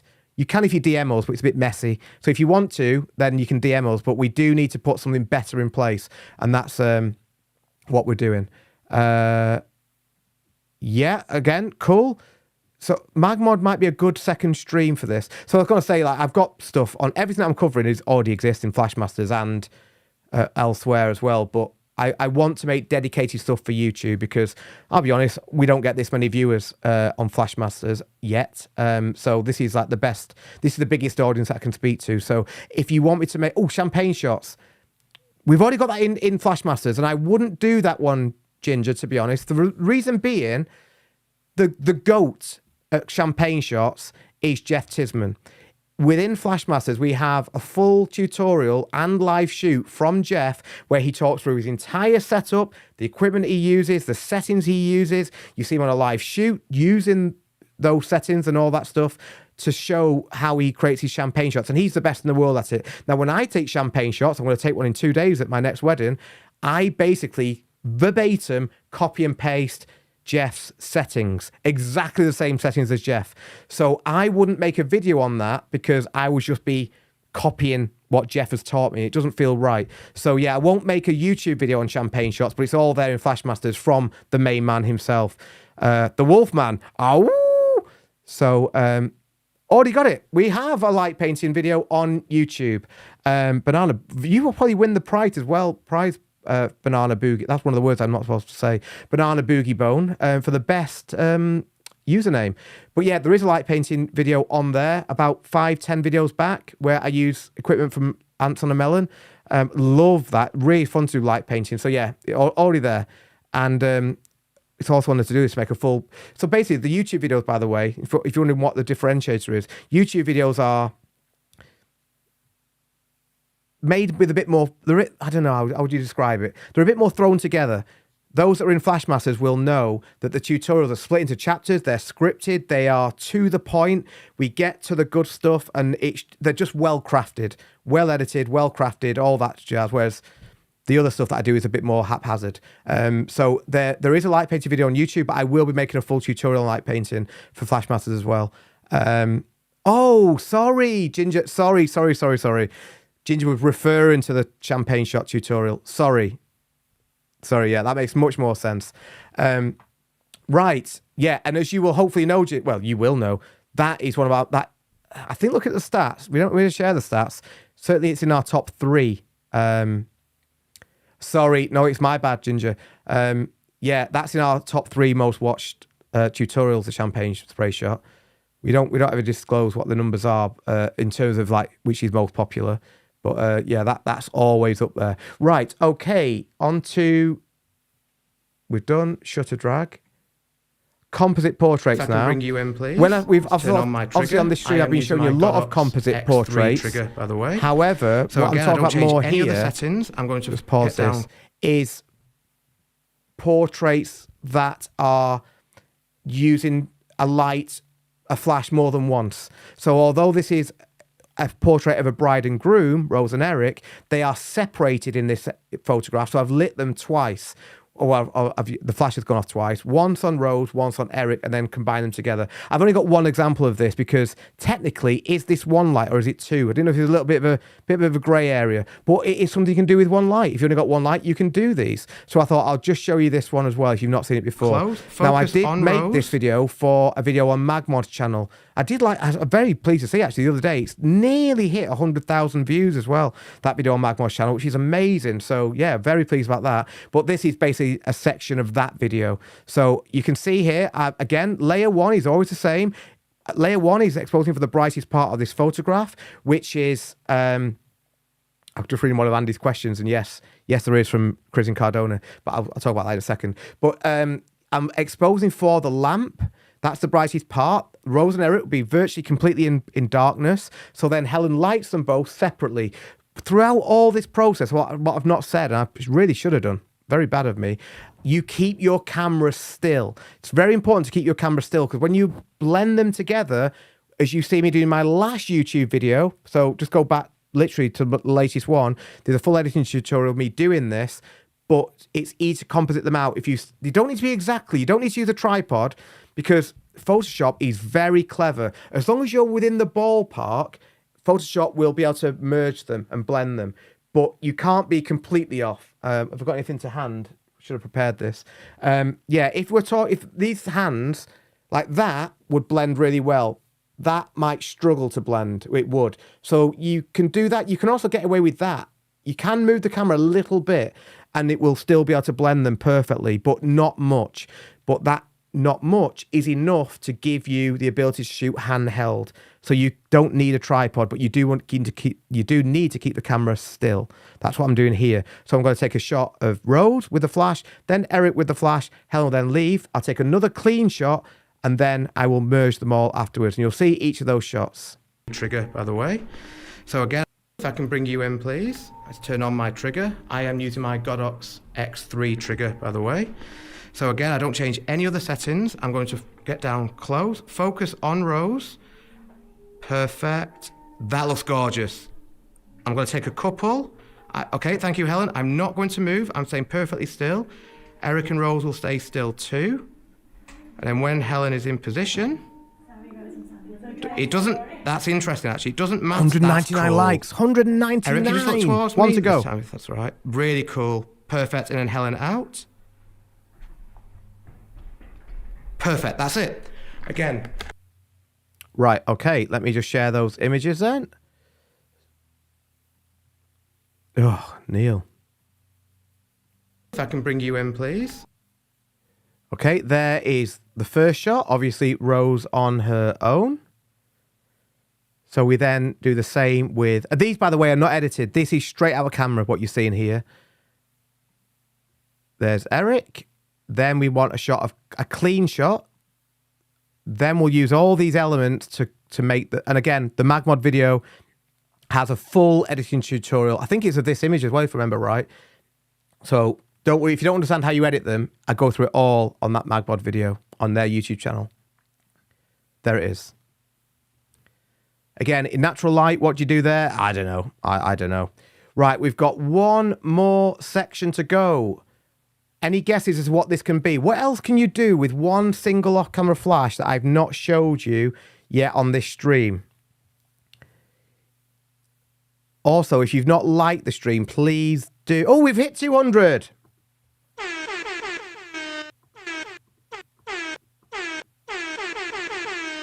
Thank you, everyone. Massively, massively appreciate it. As I said, like, we've more than doubled what I was hoping to get for this stream in terms of likes and numbers and all that sort of stuff. So thank you. Still got 87 people watching. 3 hours 5 in. That's crazy. Yeah. Any more guesses? What else you can do? If not, I'm just going to tell you. I'm going to wait 5 seconds. 5, 4, 3, 2, 1. Brennheiser method. Right, the reason I was stalling there, I was thinking, do I say bokeh panorama just to please people? So basically, the Brennheiser method is something that I love to do now. And whenever I get a chance, I try and do one of these. I did it the last wedding we shot. I've done it umpteen times now. Did it with, I've even got a shot of Helen coming up with the Brennheiser method shot. But the reason I always like sort of laugh a little bit when I say this is that the amount of people, when I put out Brennheiser method videos, and I've done so once or twice on my channel now, dedicated Brennheiser method videos, and also I've made a video for MagMod, it's on their channel, how to do them as well. The amount of people that just go crazy because I'm using the words Ryan Brennheiser for this method, rather than saying it's a bokeh panorama, is unbelievable. That people take so much time out of their day to write paragraphs about why it shouldn't be called a Brennheiser shot. The reason I call it a Brennheiser method shot is because that is how I learned this method. I went onto Ryan's workshop years ago, and saw him do this and was loving it. And I tried it. It didn't work right, and that's because I was making obvious mistakes. I now know what they were, but it was like, God, the hates just because you've used somebody's name. But for me, Ryan Brenizer, who is one of my favorite photographers, losing it now, photographers ever. Say I went on his workshop in London years and years ago. He's amazing, very, very talented. And he basically was the person that introduced me to this method of photograph, this technique. And if you Google this technique, you'll see it, Ryan Brenizer method. In fact, if you search for Brenizer method, you get more hits than you do for bokeh panorama. But apparently you should call it a Brenizer method shot. Anyway, that's just another thing.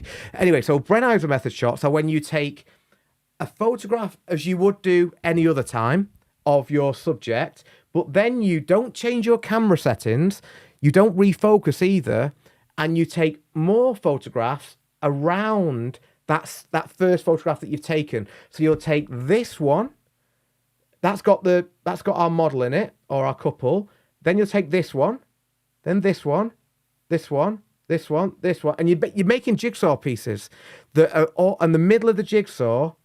If that's what you should say, for the sake of this, I should say the middle of the jigsaw is your subject. And all you want to make sure is that the edges of the jigsaw, so each photograph, is overlapping slightly each time. Now, if you do this with a long focal length, I would recommend at least 85mm. We'll say, I did this at the last wedding that Helen and I shot with an 85 and then a 135.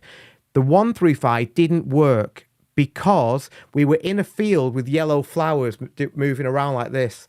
And I should have realised, but on a 135, because the flowers were moving, the software couldn't stitch them. So it just didn't work. So what I'd recommend is an 85mm. Also, you want to make sure that, one, your subject, your couple, are still, but also the things that you're shooting around the edges, your other jigsaw pieces as well, are still. Like, for example, you couldn't have a moving car going through it, just wouldn't work. And you also can't do it in a field with moving flowers, as I now realise. So you want to make sure that everything's pretty static. So long focal length, static. You also want to use a wide aperture, because the whole point of this as a method, as a technique, is that when you stitch them together, when you're using a long focal length combined with a wide aperture, then it gives overall the effect of an even wider aperture, of a lens that can't even exist. Let's say it's a 0.4 f/0.4 lens. It's bizarre when you do this, but I love the look of it. Now, this is not a new thing. I say Ryan Brenizer was doing this 15 years ago, but it's new-ish to me in terms of it being something that I'm doing all the time. And it's just like, to me, it's just like my shiny new toy. So I've been using it a lot and I love it. But the other thing which people always ask about is you focus once. So you're taking the photograph like you would do any other time. Focus once on your couple, and you want to fill the frame. You don't want like legs half in, half out, anything like that. They are within the frame completely. So the edges wrap around them.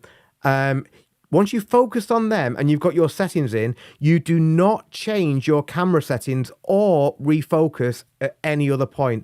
You focus, you take your base shot of the couple, you then move, you do not focus again, you do not change your camera settings. You keep on shooting around like that, jigsaw pieces. Then afterwards you can stitch them together in Lightroom or Photoshop. And again, I have videos on my channel showing you exactly how to do that. But let's have a look at some examples, because you can do this with one light. In fact, I usually do it with one light. Oh, I have to talk on this. There's music. This is from my video, so I have to talk over this because I can't use the music. So yeah, what you'll see on the screen now is basically what I've just explained. Hopefully it's consistent, or else I've made a fool of myself. Right, so these are all the jigsaw pieces. So if I just go back, that is the raw file that I am going to use for the end result. So that bit will feature in the end Brenizer method image. But what I'm now going to do is go to the left, take a few shots, right, blah, blah, blah, and make the jigsaw.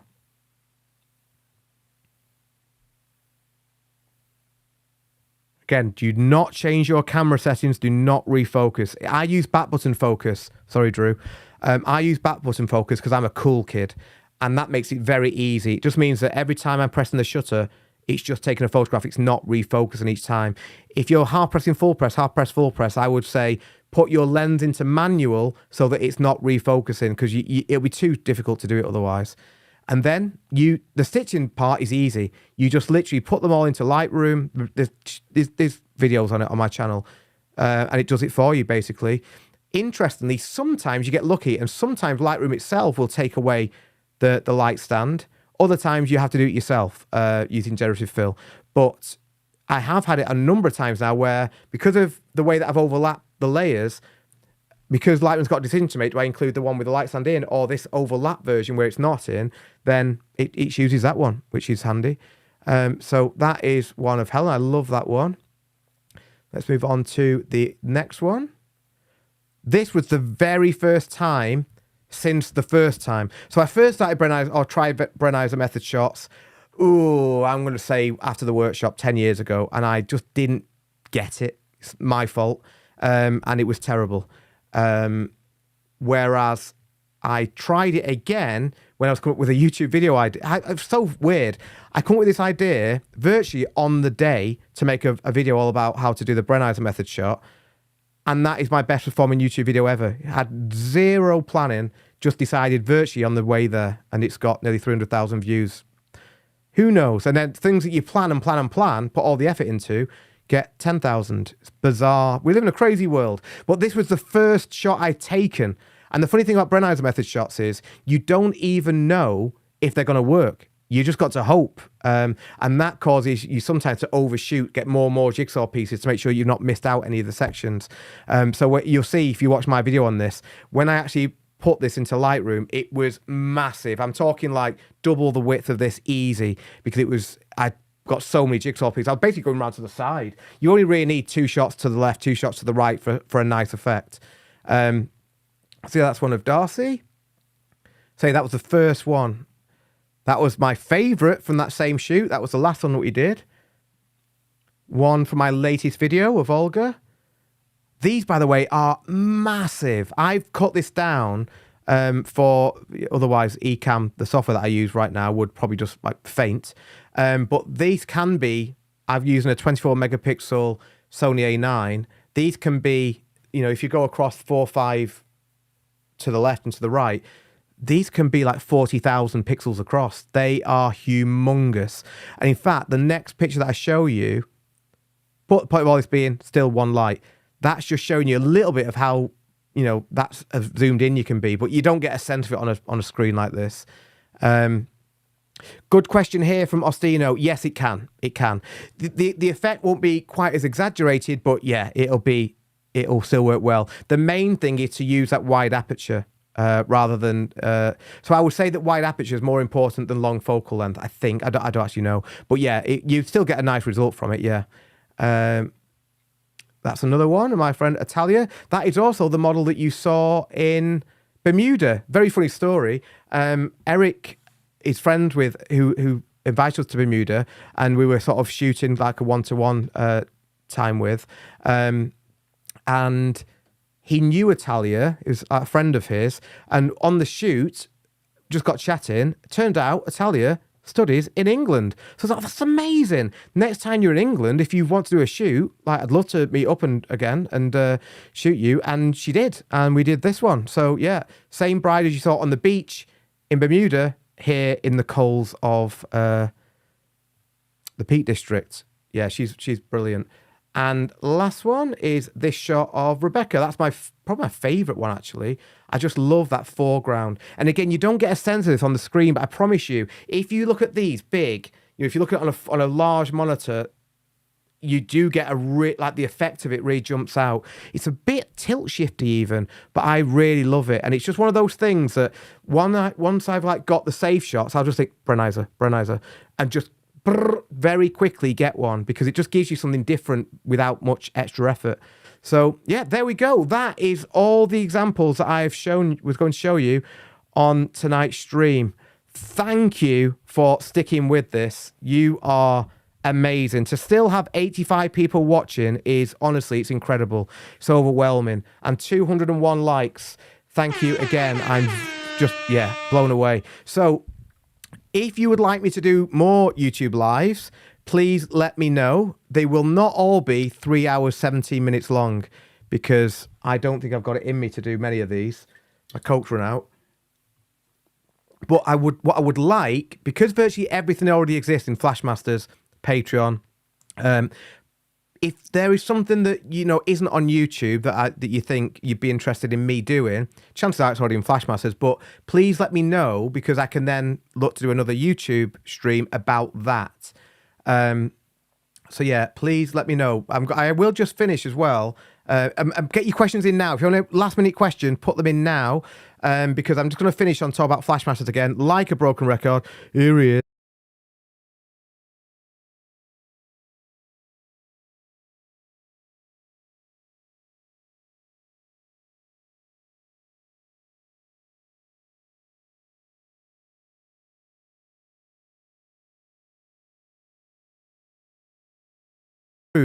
Their off-camera flash skills, including Helen and I. You can't complete photography, you can't complete flash, so we're always trying to learn more, and this is the hub that we use to do that. So say again. It's not. I'm back on now. Sorry, Helen's shouting from below. She's now apologised. Sorry about that. This is an insight into what our live streams are like, by the way. Oftentimes, us shouting through walls and stuff. Excuse me. But yeah, Flashmasters is the hub of everything. So we have different components to Flashmasters. There is the tutorials. That is the gold standard. That is, I think that is the crown jewels of Flashmasters. That is our dedicated classes based around specific subjects, which I've spoken about before on the stream. They are all edited into chapters. You can pick up and leave, and then when you go back, it remembers where you're up to, all that stuff. It's everything that we know about particular subjects in one online class. And it's not just Helen and I that make those. Our ambassadors make them too. So we've got lots and lots of tutorials in there, including live shoots as well. Say my personal favorite is probably the live shoot with Kristen Cardona. I don't think there is a video out there of Kristen Cardona shooting portraits live and filmed anywhere, but we have it in Flashmasters, and it's incredible. What Kristen can do with one light and a flash, and well, multiple lights in some of the examples, is ridiculous. One of the things, I won't bore you with it too long, but he was at our house. We were taking him around places, and I thought, I think he'll like it. It was filmed in the winter. If we go to our town centre, there's Christmas lights up. I think he'll like doing shutter drag and all that sort of stuff. We took him there. We got out of the car in the car park, which is just a car park, a parking lot, surrounded by just brick walls. He said, "Here I like." And he just started shooting in the car park against the brick wall. It's like, Kristen, we've got loads of cool lights over there. Well, I want to hear. And honestly, what he did, it was like, oh, forget it. I give up. Like it's insane what he can do with Flash. So yeah, that's probably my favorite. That is a full shoot with him. I think that's an hour long, if not longer. I can't remember. Yeah, so that's the tutorials. We also have our monthly live streams that you can attend as a member live, watch them live, ask questions. We have a really great community of people, including Ginger, who's been on this stream, who join those streams and ask questions. But they are also all recorded, and you can watch them back at any time. And I think if we go here, we have 64 live streams already recorded. I say already, we've been doing it for 4 years. 64 live streams from the best in the world. You see, who we've got there? Abby Sarker, Natalie Martin, Rocio Vega.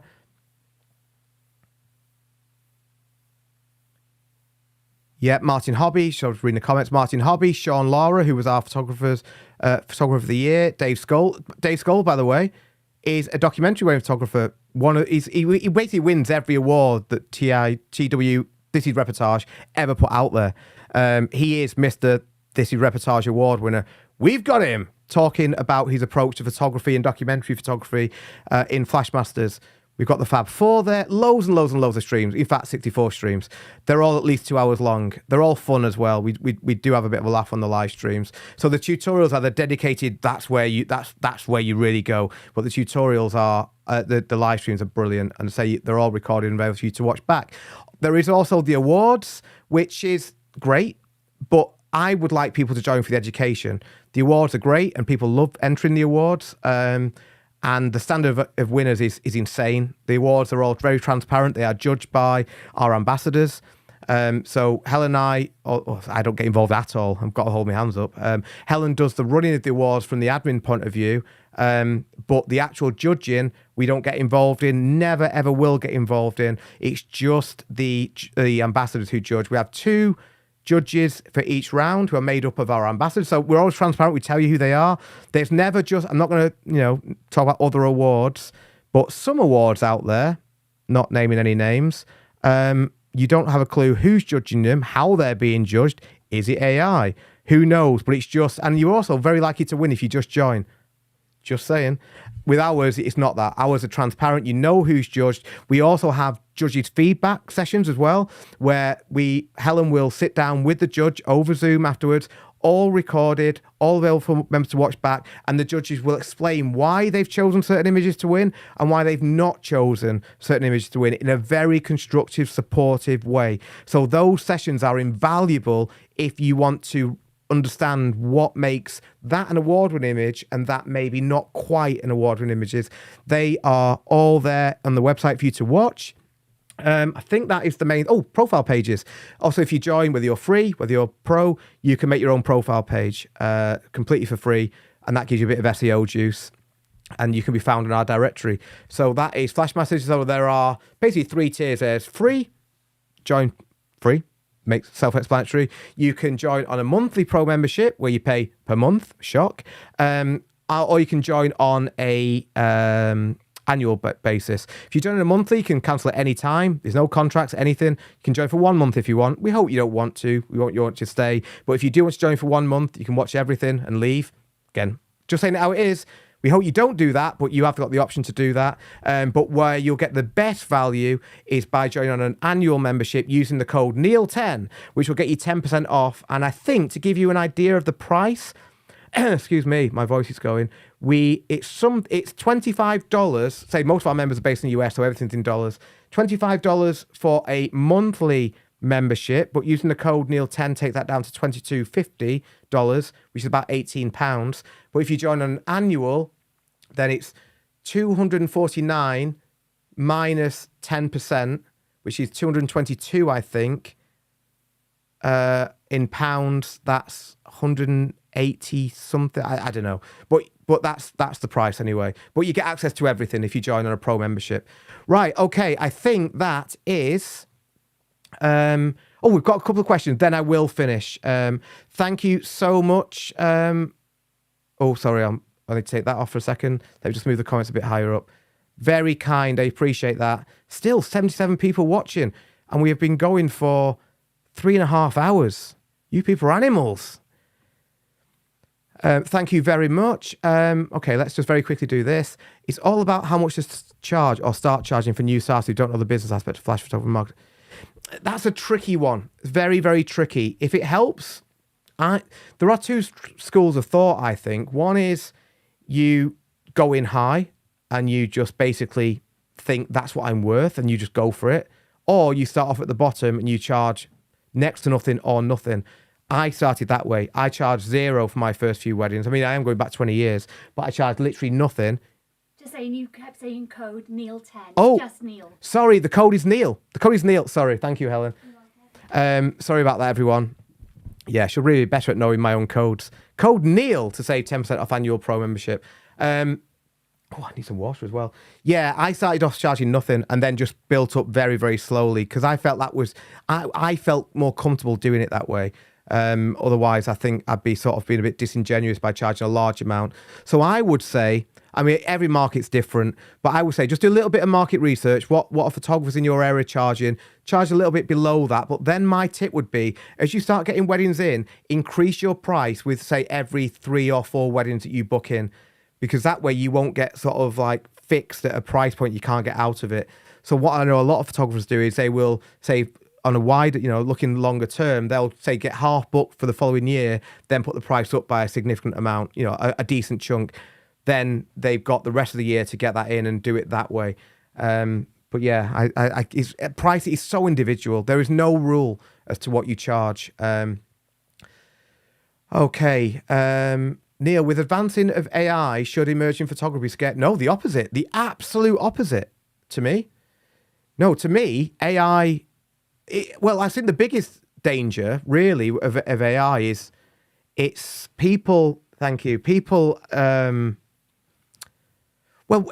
like to think wedding photography as a genre is pretty safe because AI can't go to a wedding and it can't photograph a wedding. Yes, you can put a photograph of a bride and groom or two brides, two grooms, whatever, into AI and it can make wedding photographs, but that is not in any way based in any sort of realistic, not based in the real world.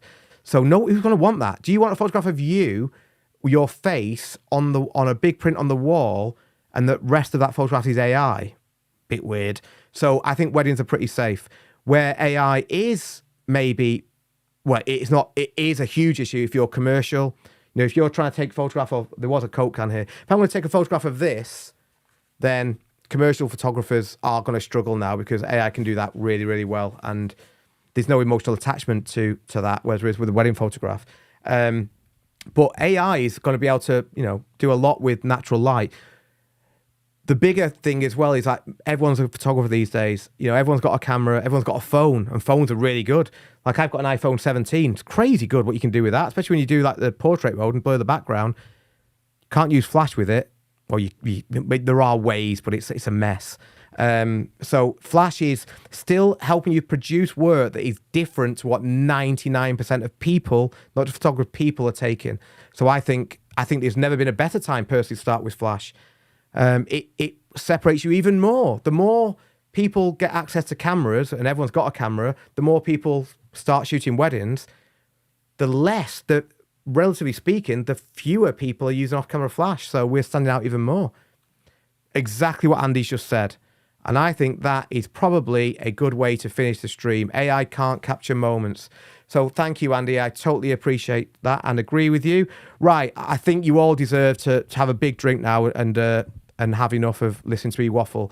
Thank you again for watching the stream. I really appreciate it. Please contact me. Let me know if you would like me to do more of these YouTube lives. So they won't all be 3.5 hours long, but I will happily do more of these. But yeah, thank you for watching. Thank you for 207 likes. Thank you for all the views. Love you all. Thank you for the support on the last video. Massively appreciate that. It was the first time I shared my hate comments, and the amount of support I've got in return from doing that has been overwhelmingly nice. So thank you. Yeah, love it. Love you all. See you all soon. Over and out.